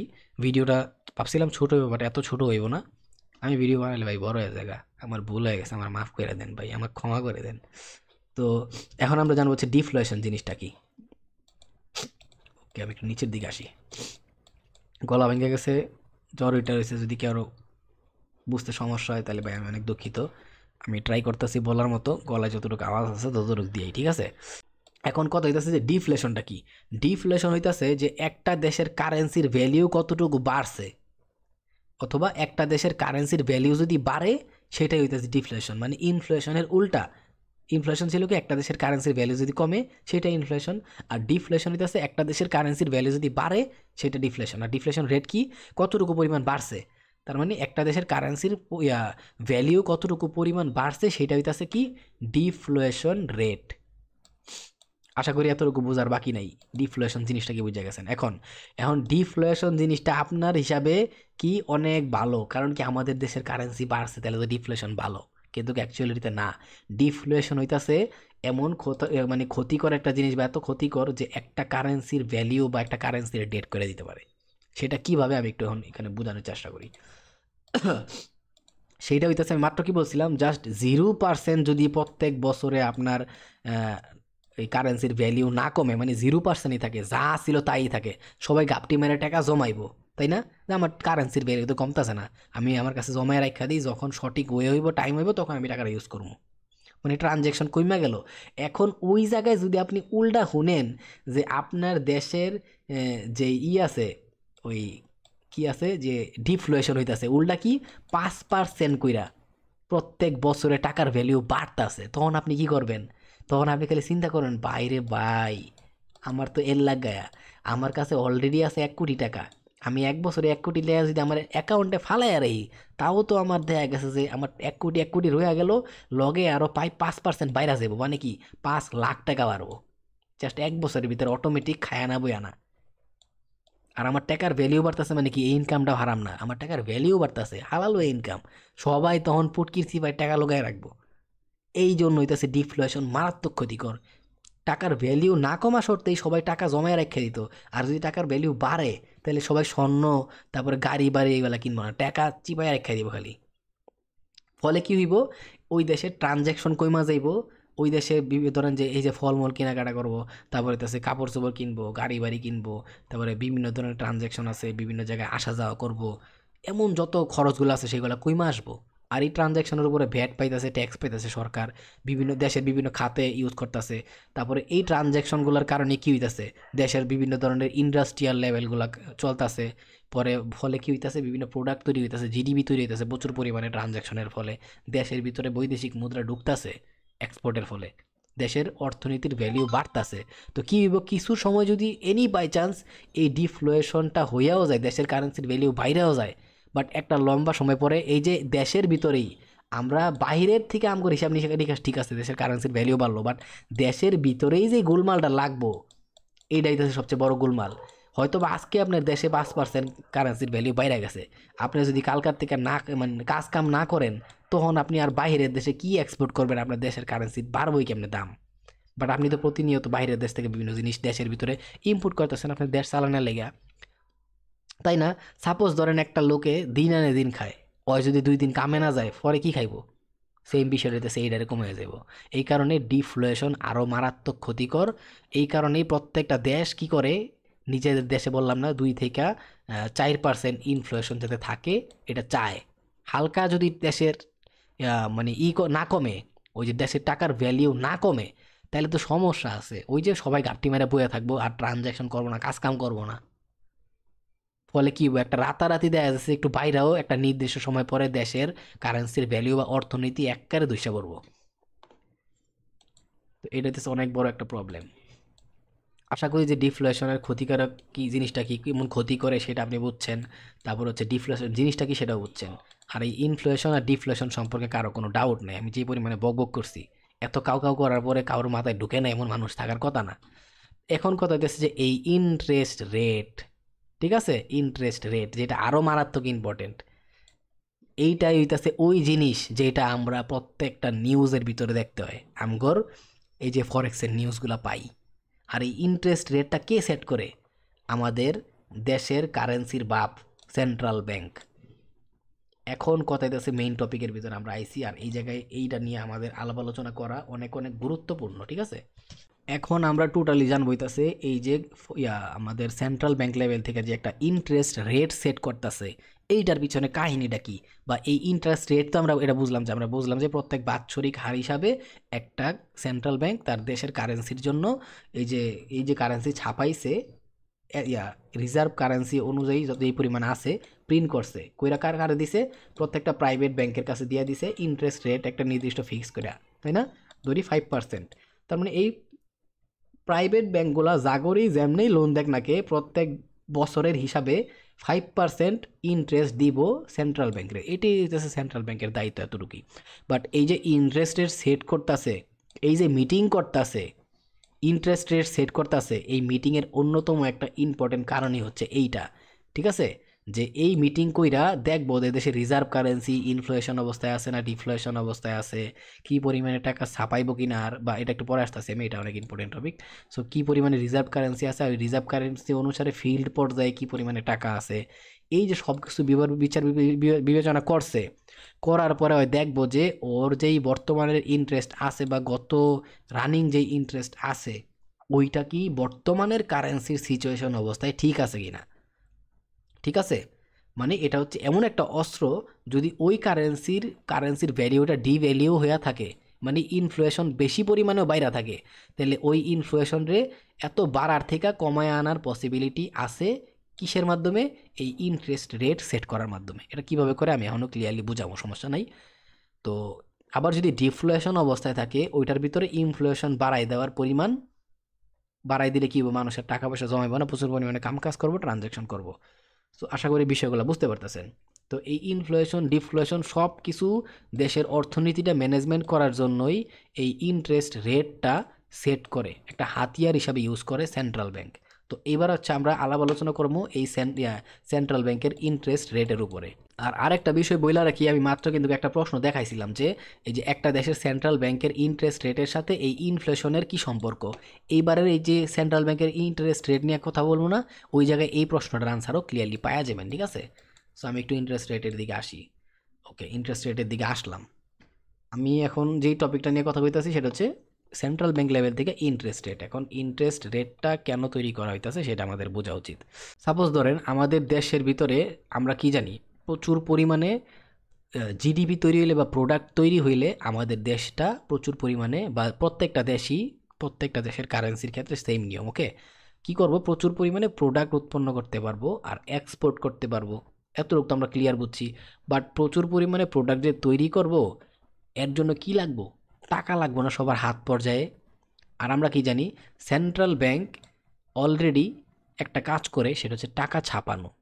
টাকা ছাপায়া লোন দেয়, কাদেরকে লোন দেয়? প্রাইভেট ব্যাংকে। আর প্রাইভেট ব্যাংক কাদেরকে কাগরে লোন দেয়? বিভিন্ন ইন্ডাস্ট্রিয়াল লেভেলে, বিভিন্ন বড় বড় বিজনেসম্যান করে, তারপরে বিভিন্ন ছোটোখাটো বিজনেসম্যান করে, বিভিন্ন ছোটোখাটো ব্যবসার মাঝখানে, বিভিন্ন প্রপার্টির ভিতরে বিভিন্ন আকারের loan, car loan, home loan, তারপরে আরও বিভিন্ন ধরনের যে লোন আছে, প্রপার্টি লোন না কি বলে এটা আমি ঠিক জানি না, বহুত ধরনের লোন আছে। এই লোন সিস্টেমগুলো আবার বিভিন্ন ধরনের আর্থিক সংস্থা আছে, ওইগুলোর লোন দেয়। আবার ছোট্টখাটো লেভেলে অবধি লোন দেয়, নিজেরা বিভিন্ন জায়গায় ইনভেস্ট করে। সো এই যে কাজগুলা করতেছে, এইগুলার ফলে কি হইতাছে জানেন? ওই দেশের ভিতরে ইন্টারনাল সিচুয়েশনে প্রচুর পরিমাণে বেচা কিনা ব্যবসা বাইরে যেতেছে, র ম্যাটেরিয়াল তৈরি হইতাছে, এগুলো আমি এতক্ষণ বইলাইছি। এক্সপোর্ট যত বেশি হইতেছে দেশের ভিতরে টাকা ঢুকতেছে। ওকে, এখন দেশের ভিতরে টাকা ঢোকার পরেও সেন্ট্রাল ব্যাংক কি দেখে? ওর দেশের যে ইনফ্লেশন রেটটা আছে সেটার কি পরিমাণ অবস্থা। যদি দেখে, যেমন বাংলাদেশের অবস্থায় দেখেন 10% ইনফ্লেশন রেট, তাই না? এখন এই ইনফ্লেশন রেটটা কিভাবে কন্ট্রোল করবো সেন্ট্রাল ব্যাংক? এই ইন্টারেস্ট রেটের মাধ্যমে। এখন এই ইন্টারেস্ট রেটের মাধ্যমে কিভাবে কন্ট্রোল করব, এবার ওই দিকে আমরা আসি। ধরেন যে আমাদের সেন্ট্রাল ব্যাংক কি করলো, 8%, এই যে যেই টাকাগুলো প্রাইভেট ব্যাংকের দিছে, এই যে প্রাইভেট ব্যাংকের টাকা দিল কত পার্সেন্ট, ওর আমাদের আমি একটু ক্লিয়ার করে বুঝাই এটা, যে আমাদের সেন্ট্রাল ব্যাংকের কাছে যে রিজার্ভ কারেন্সি আছে, সেই কারেন্সি পরিমাণে টাকা ছাপায়া, ধরেন যে বিডিটি ছাপায়া, ঠিক আছে, বিডিটি ছাপায়া কি করলো আমাদের সেন্ট্রাল ব্যাংক, প্রাইভেট ব্যাংকের কাছে দিল লোন হিসাবে, তাই না? প্রাইভেট ব্যাংকের কাছে লোন হিসাবে দিল।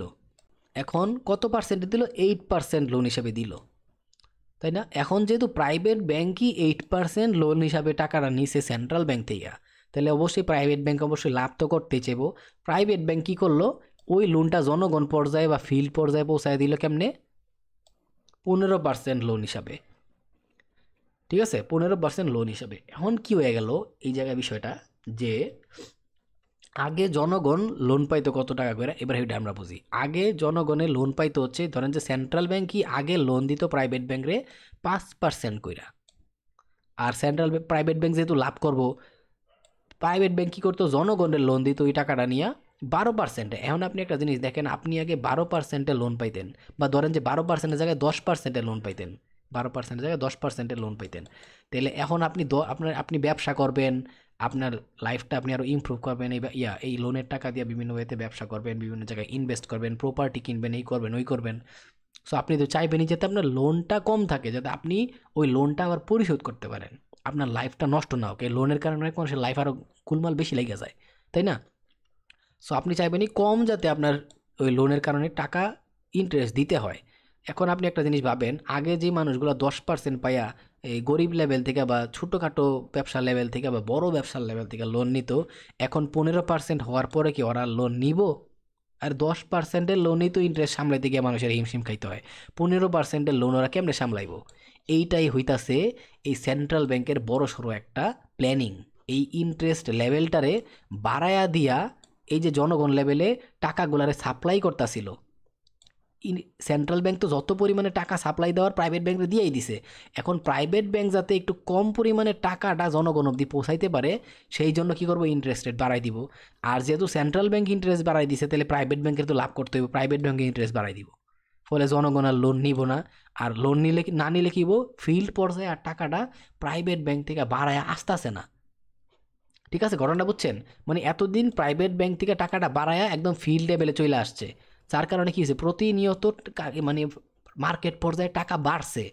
ঠিক আছে, টাকার ভ্যালিউটা কমছে।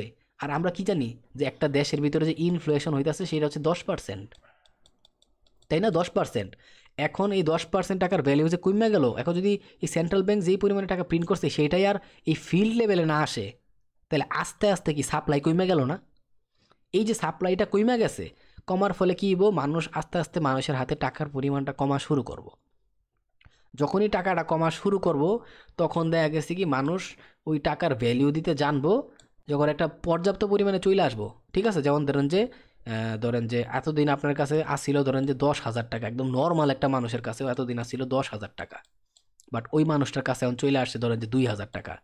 তাহলে মানুষটার মাথা নষ্ট হয়ে যাবে না, হাই রে আমার সংসার কেমনে চলো, আমার কাছে 2,000 টাকা, এতদিন 10,000 টাকা এমনি পড়ে আসছিল, বাট এখন 2,000 টাকা আমার সংসার চালাইতে হইব। তখন হয় দুমসে কাম করব, দুমসে ট্রানজ্যাকশন করব, ম্যাটেরিয়াল কিনবো, এই করবো ওই করবো, আবার প্রোডাক্ট তৈরি করা শুরু করব। টাকার ভ্যালিউ বাইরে গেল কিনা, এইভাবে টাকার ভ্যালিউ বাড়ায়।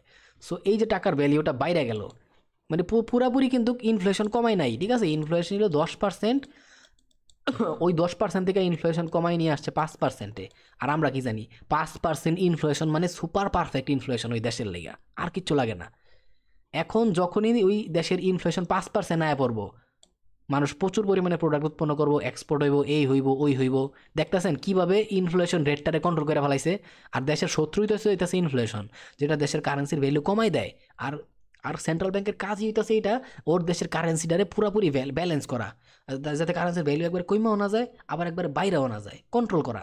সো কত সুন্দর একটা একটা ইন্টারেস্ট রেট দিয়া ওর দেশের কারেন্সির ভ্যালু হয় একদম গাভাগাভ করে ফেলাইছে। পরে কি করলো, আবার যখন দেখছে যে কারেন্সির ভ্যালু আবার ইনফ্লেশন থেকে ডিফ্লেশন দিকে চলে যাইতেছে, মানুষ আবার টাকা গাপটি মেরা পুট কিনে মানে ওই জমানো শুরু করে দেবো, তখন কি করবো, ঠাস করে এতদিন যে 15% দিছে মানুষ, লোন কম নিছে তাই না, যেই টাকাগুলো এই সেন্ট্রাল ব্যাংক ছাপাইছে ওর কারেন্সির ওই রিজার্ভ কারেন্সি হিসাবে, ওইটি তো প্রাইভেট ব্যাংক এতদিন লোন ইন্টারেস্ট বেশি নিচে দিকে কী করছে, একে তো হয় ছাপানোও বন্ধ করে দিছিল, আর যেইগুলো প্রাইভেট ব্যাংকের আন্ডারেও আছে সেইগুলোও যাতে কম পর্যায়ে ফিল্ড পর্যায়ে ঢুকে ইন্টারেস্ট রেট দিল বাড়ায়া, মানুষ আর লোন নেয় নাই। মার্কেট পর্যায়ে টাকার ঘাটতি বেড়ে গেছে, মানে সাপ্লাই একবারই বন্ধ, ডিমান্ড বাড়া শুরু করছে। আমরা জানি সাপ্লাই যখন কমে যায় তখন ডিমান্ড আস্তে আস্তে বাড়ে। তো সাপ্লাই অ্যান্ড ডিমান্ডের বিষয়টা এখানে চলে আসছে। তো যখন আবার ধরেন যে প্রাইভেট ব্যাংক কী করে, দেখে যে সেন্ট্রাল ব্যাংক থেকে আবার 5% করে দিচ্ছে লোনগুলা, আর প্রাইভেট ব্যাংকও চায় যে প্রচুর পরিমাণে মানুষ লোন নেন, তাহলে ওর ব্যবসা লাডে উঠবো। আর ওরও সেন্ট্রাল ব্যাংকে টাকা দিতেই হইব, সেন্ট্রাল ব্যাংক তো ওরা টাকা দিয়েই দিছে, সেন্ট্রাল ব্যাংক আর কথা শুনবো ওর কি সেন্ট্রাল ব্যাংকের প্রত্যেক বছরে টাকা বোঝা দিতে না? তো প্রাইভেট ব্যাংকে কী করবো তখন, আমি এই জায়গায় 12% 10% লেওয়া দরকার ছিল। এই যে 10% ওই যদি 5%-এ সেন্ট্রাল ব্যাংক থেকে লোন নেয়, আবার এটা 10% করে দেবো বা 8% করে দিব। তখন জনগণ কী করবো, যারা আর্থিক অবস্থাটা মোটামুটি খারাপ অবস্থায় আছে বা চাইতেছে আরও ব্যবসা বাড়াইতে, প্রচুর পরিমাণে লোন নিব, মানুষ আবার কম লোন ইন্টারেস্টের লোন পায়া, তো প্রচুর পরিমাণে লোন নিয়ে মানুষ কী করবো, আবার ওদের ব্যবসা বাড়ানো শুরু করবো, এই করা শুরু করবো। বাট প্রচুর পরিমাণে যে আরেকবার মার্কেটের মধ্যে টাকা বাইরে যেতেছে বা প্রচুর পরিমাণে কারেন্সি প্রিন্ট করতেছে সেন্ট্রাল ব্যাংক, তখন আবার কী হয়ে যেতেছে, এখানে কিন্তু একটা জিনিস খেয়াল করছেন, ইন্টারেস্ট রেট কমাই দিছে, যাতে আবার ওই ইনফ্লেশন যে একদম কমে আসছিল 5%-এ চলে আসছিল, এর বেশি কমে গেলে জনগণে আবার বিভ্রান্ত সৃষ্টি করে ফেলাবে ওই জায়গায়, তাই না? এই কারণে সেন্ট্রাল ব্যাংক আবার টাকা ছাপানি শুরু করছে। এখন টাকার ভ্যালু কেমনে বাড়লো, একদিকে তো মার্কেটে টাকা ভ্যালু মানে কমায় দিছে। দ্বিতীয় দিকে প্রচুর পরিমাণে এক্সপোর্ট করার ফলে ওদের দেশে ডলার ঢুকছে, রিজার্ভ কারেন্সি বাড়ছে। সো টাকার ভ্যালু কেমনে বাইরে গেছে বুঝছেন তাড়াতাড়ি কইরা। সো এইগুলো হইতেছে এইভাবে কন্ট্রোল হইতেছে। দেন হচ্ছে যখন সেন্ট্রাল ব্যাংক আবার ওর এই ইন্টারেস্ট রেটটা কি করবো কমায় দিব, আবার প্রাইভেট ব্যাংক চাইবো যে বেশি পরিমাণে লোন দিতে, ওর যাতে এই টাকার যাতে ঠিক করে দিতে পারে, ওর ব্যবসা হয়। ওই ধরেন যে 10% বা 8% লোন যদি দেয়, মানুষ আবার প্রচুর পরিমাণে টাকার লোন নিব, আবার মার্কেটে টাকার পরিমাণ বাইরে যাবো। ফলে কি হইব, আবার এই যে ইনফ্লেশন রেট ছিল, ইনফ্লেশন রেটটা ধরেন যে আবার 8%, 9% এরকম বা 10% এরকম জায়গায় চলে আসবো, আবার ইনফ্লেশন বাইরে যাব। তারপরে সেন্ট্রাল ব্যাংক আবার টাকা ছাপানি বন্ধ করে দিয়া কি করব, এই যে ইন্টারেস্ট রেটটা আছে সেই ইন্টারেস্ট রেটটা আবার বাড়ায় দিব। জাস্ট একটা ইন্টারেস্ট রেট বাড়ায় আর কমায় কিভাবে নিজের কারেন্সির ভ্যালিউডারে কন্ট্রোল করতেছে দেখছেন একটা সেন্ট্রাল ব্যাংক।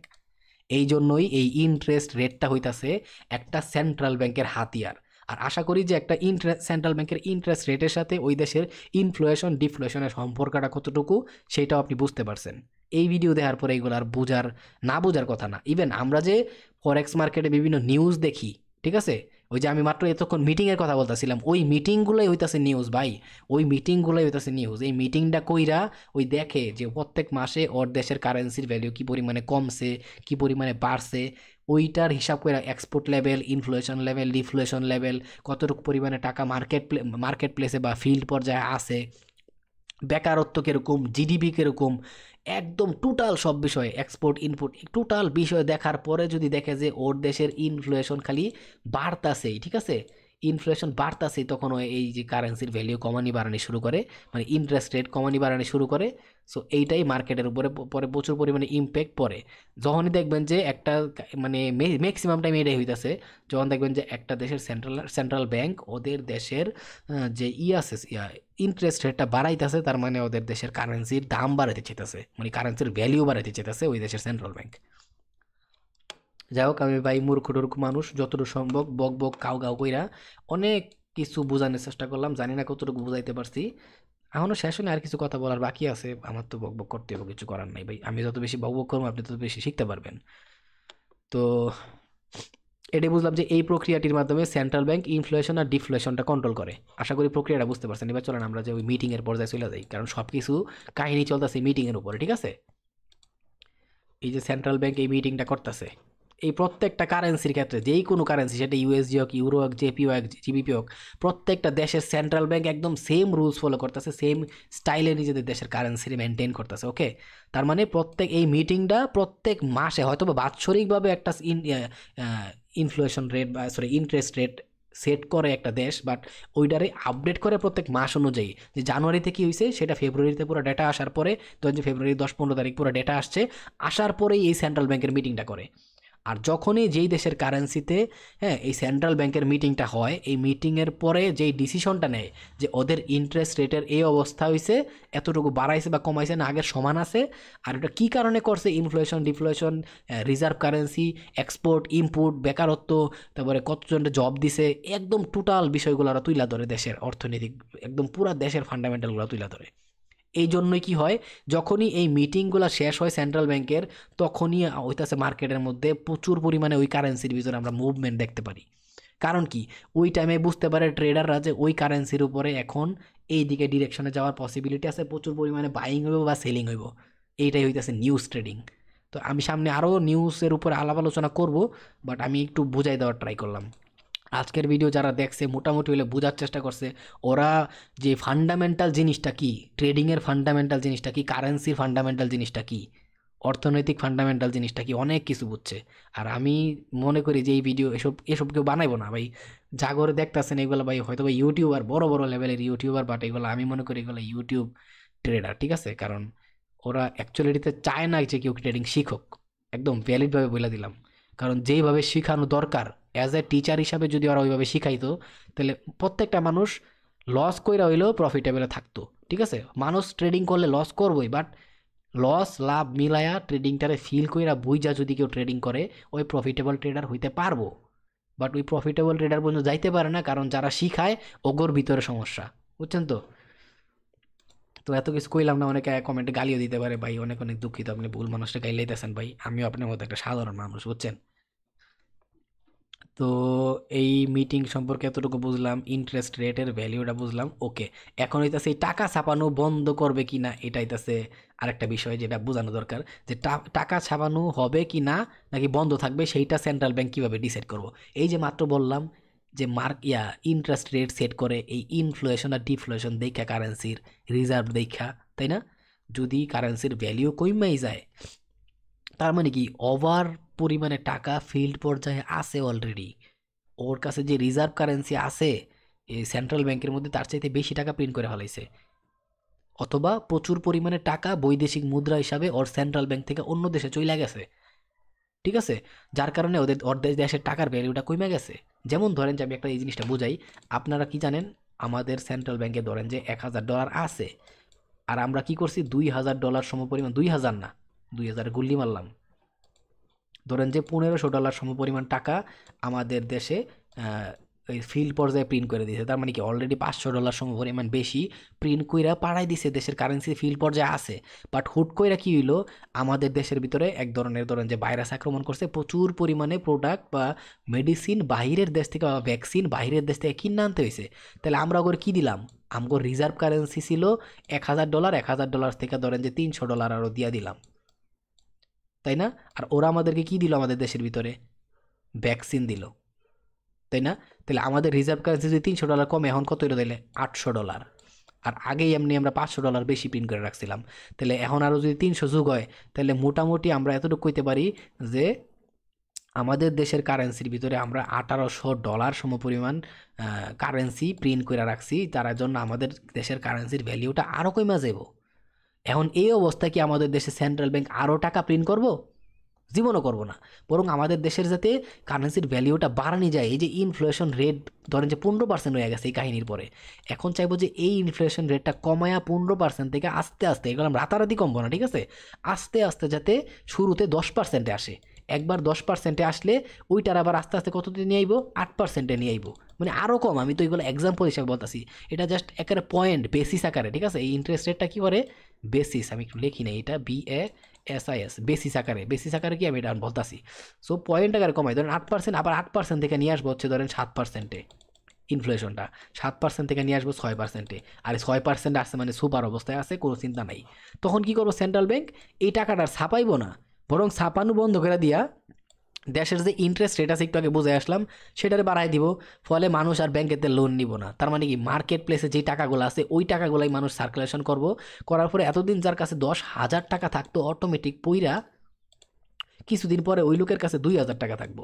আর যার কাছে এতদিন 10,000 টাকা ছিল, যে এতদিন 1,000 টাকার বান্ডিল আতাইছে, ওর হাতে যদি 10 টাকার বান্ডিল আয়, ওর মাথা ঠিক থাকবো? ওই ইচ্ছা মতো আবার কাম করা শুরু করবো না, প্রচুর পরিমাণে প্রোডাক্ট তৈরি হবো, জিডিপি করা ট্রাই করবো, তারপরে তাছে এই এক্সপোর্ট বাইরে যাইবো। পরে আবার কি হলো, যেই পরিমাণ টাকা বা ডলার আমাদের দেশ থেকে চলে গেছিলো, সেই পরিমাণ ডলার বা তার চাইতে বেশি ডলার আস্তে আস্তে আমাদের দেশে রিজার্ভ কারেন্সি হিসেবে আবার জমা শুরু করব।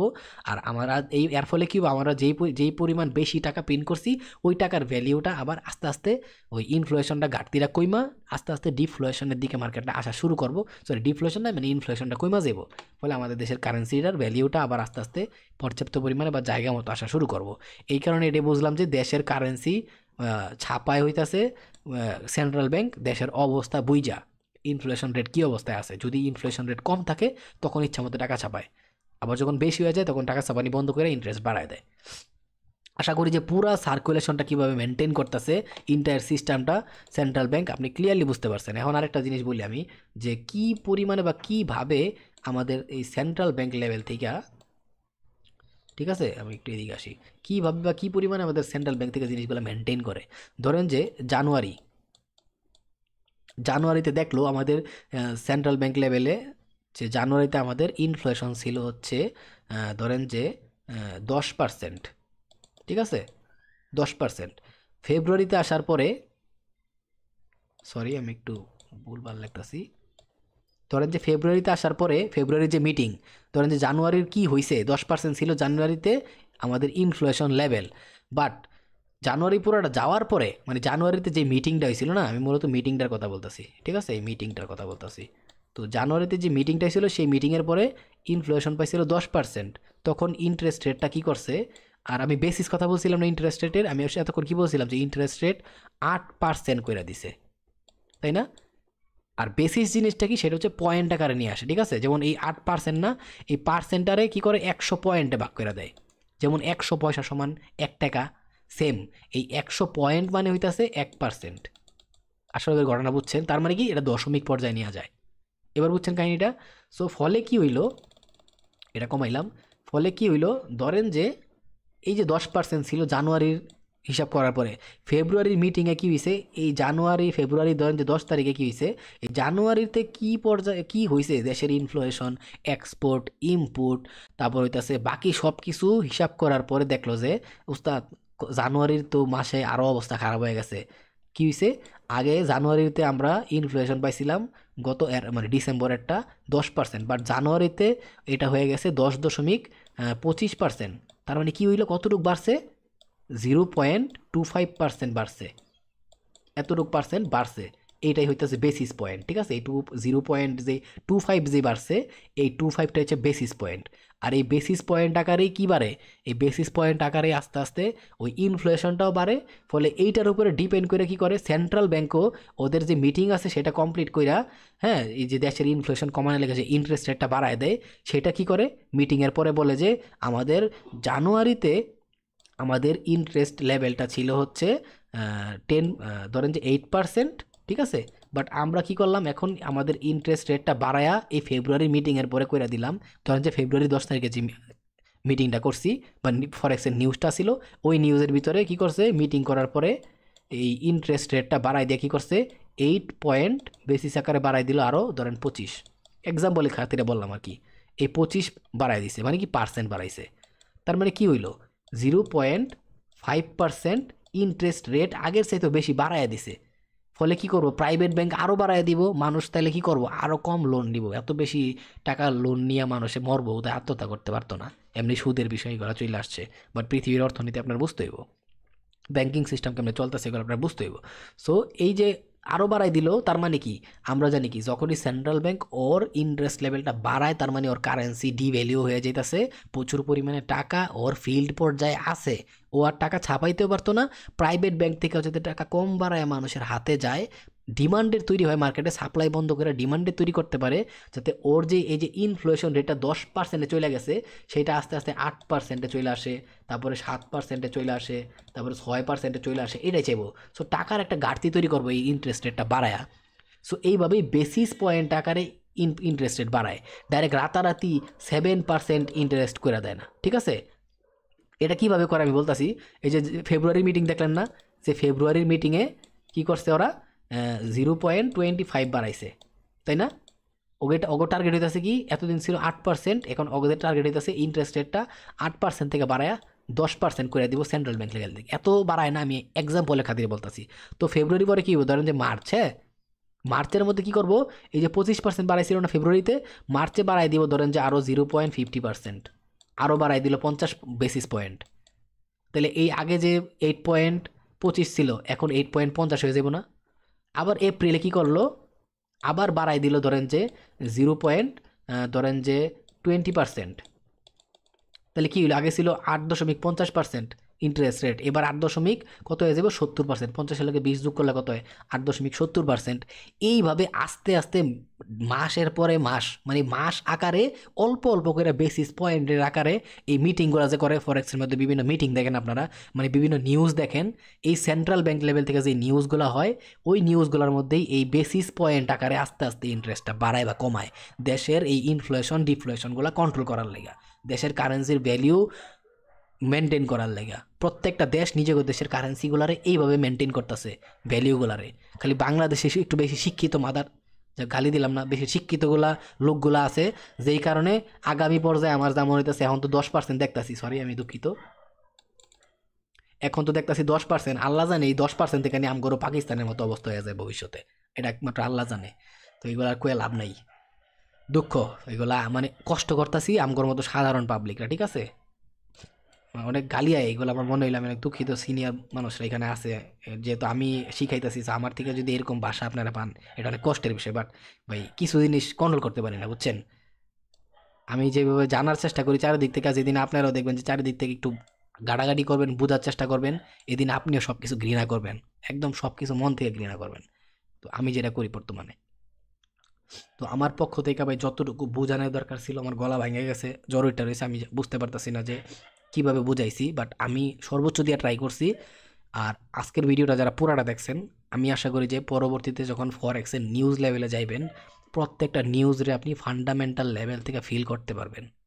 আর এই ফান্ডামেন্টাল অ্যানালাইসিসের ভিডিও দেখার পরে আশা করি আপনারা একটা জিনিস ক্লিয়ারলি বুঝতে পারছেন যে একটা ফরেক্সের নিউজ কতটুকু ইম্পর্টেন্ট হইতে পারে ওটার ফান্ডামেন্টালের জন্য, একটা কারেন্সির লেগা। আর ওই কারেন্সির জন্য একটা সেন্ট্রাল ব্যাংকের এভরিথিং ডিটেল রাখাটা কতটুকু ইম্পর্টেন্ট।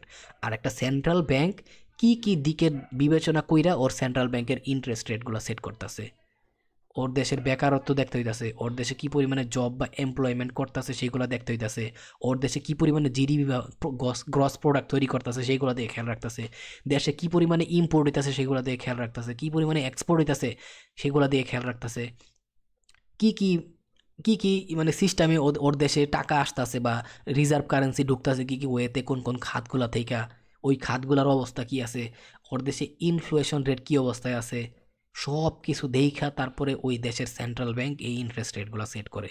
সো আপনি যদি একটা দেশের ফান্ডামেন্টাল ভালো বুঝতে হয়, এই সবগুলা টপিকের উপরে আপনার নলেজ রাখতে হইব। ওই দেশের ভিতরে কোনো যুদ্ধ লেগে গেছে কিনা, বা অন্য কোনো দেশে যুদ্ধ লাগছে কিনা, বা ওই দেশের মানে ধরেন যে সৌদি আরব থেকে সবাই তেল নেয়, তাই না? এখন সৌদি আরবের মিডল ইস্টের ভিতরে যদি প্রচুর পরিমাণে গ্যাঞ্জাম লাগা যায়, যুদ্ধ মধ্যে লাগা যায়, তেল কি আর সাপ্লাই হইব? বাট তেলের উপরে কিন্তু পুরো পৃথিবীর সবগুলা দেশ ডিপেন্ড করে। সো এরকম বিষয় যে আপনি যেই দেশের নিউজ দেখতেছেন বা যেই দেশের কারেন্সির উপরে ডিপেন্ড করে কাজ করতেছেন, নিউজ দেখতেছেন বা ট্রেড করতেছেন, ওই দেশের কারেন্সি এমন কোনো দেশের সাথে মানে অ্যাটাচ আছে কিনা, যেই দেশের ভিতরে যুদ্ধ হইতাছে বা কোনো মহামারী নামছে, আপনার ওই দেশটার ভিতরে ট্রানজ্যাকশনের ক্ষেত্রে অনেক বড় একটা ইম্প্যাক্ট ফেলবো। এই বিষয়গুলো খেয়াল রাখতে হয়। এই কারণেই দেশের ভিতরে কোনো মহামারী লাগছে কিনা, তারপর কোনো যুদ্ধ হয়েছে কিনা, ভূমিকম্প কোনো জায়গায় হইয়া অনেক কিছু ক্ষয়ক্ষতি হয়েছে কিনা, বা কোনো জায়গায় বোমা ফুটছে কিনা, এর অনেক খেয়াল রাখতে হয়। বা ওই দেশের রাজনৈতিক বিষয়টা অনেক বড় ইম্প্যাক্ট ফেলে। যেমন দেখেন ডোনাল্ড ট্রাম্প বা, যাক গালি দিলাম, অনেক দুঃখিত, আমার ভুল হয়ে গেছে, আমাকে ক্ষমা করে দেন। তো ডোনাল্ড ট্রাম্প পাওয়ার পরে দেখলেন না শুল্ক নিয়ে কি কাহিনীটা করলো, রাতারাতি পুরা মানে মানে কি কম, এটা খারাপ লাগে, অনেক মানুষ এটার জন্য মানে ভুক্তভোগী হইতে হয়েছে, ঠিক আছে?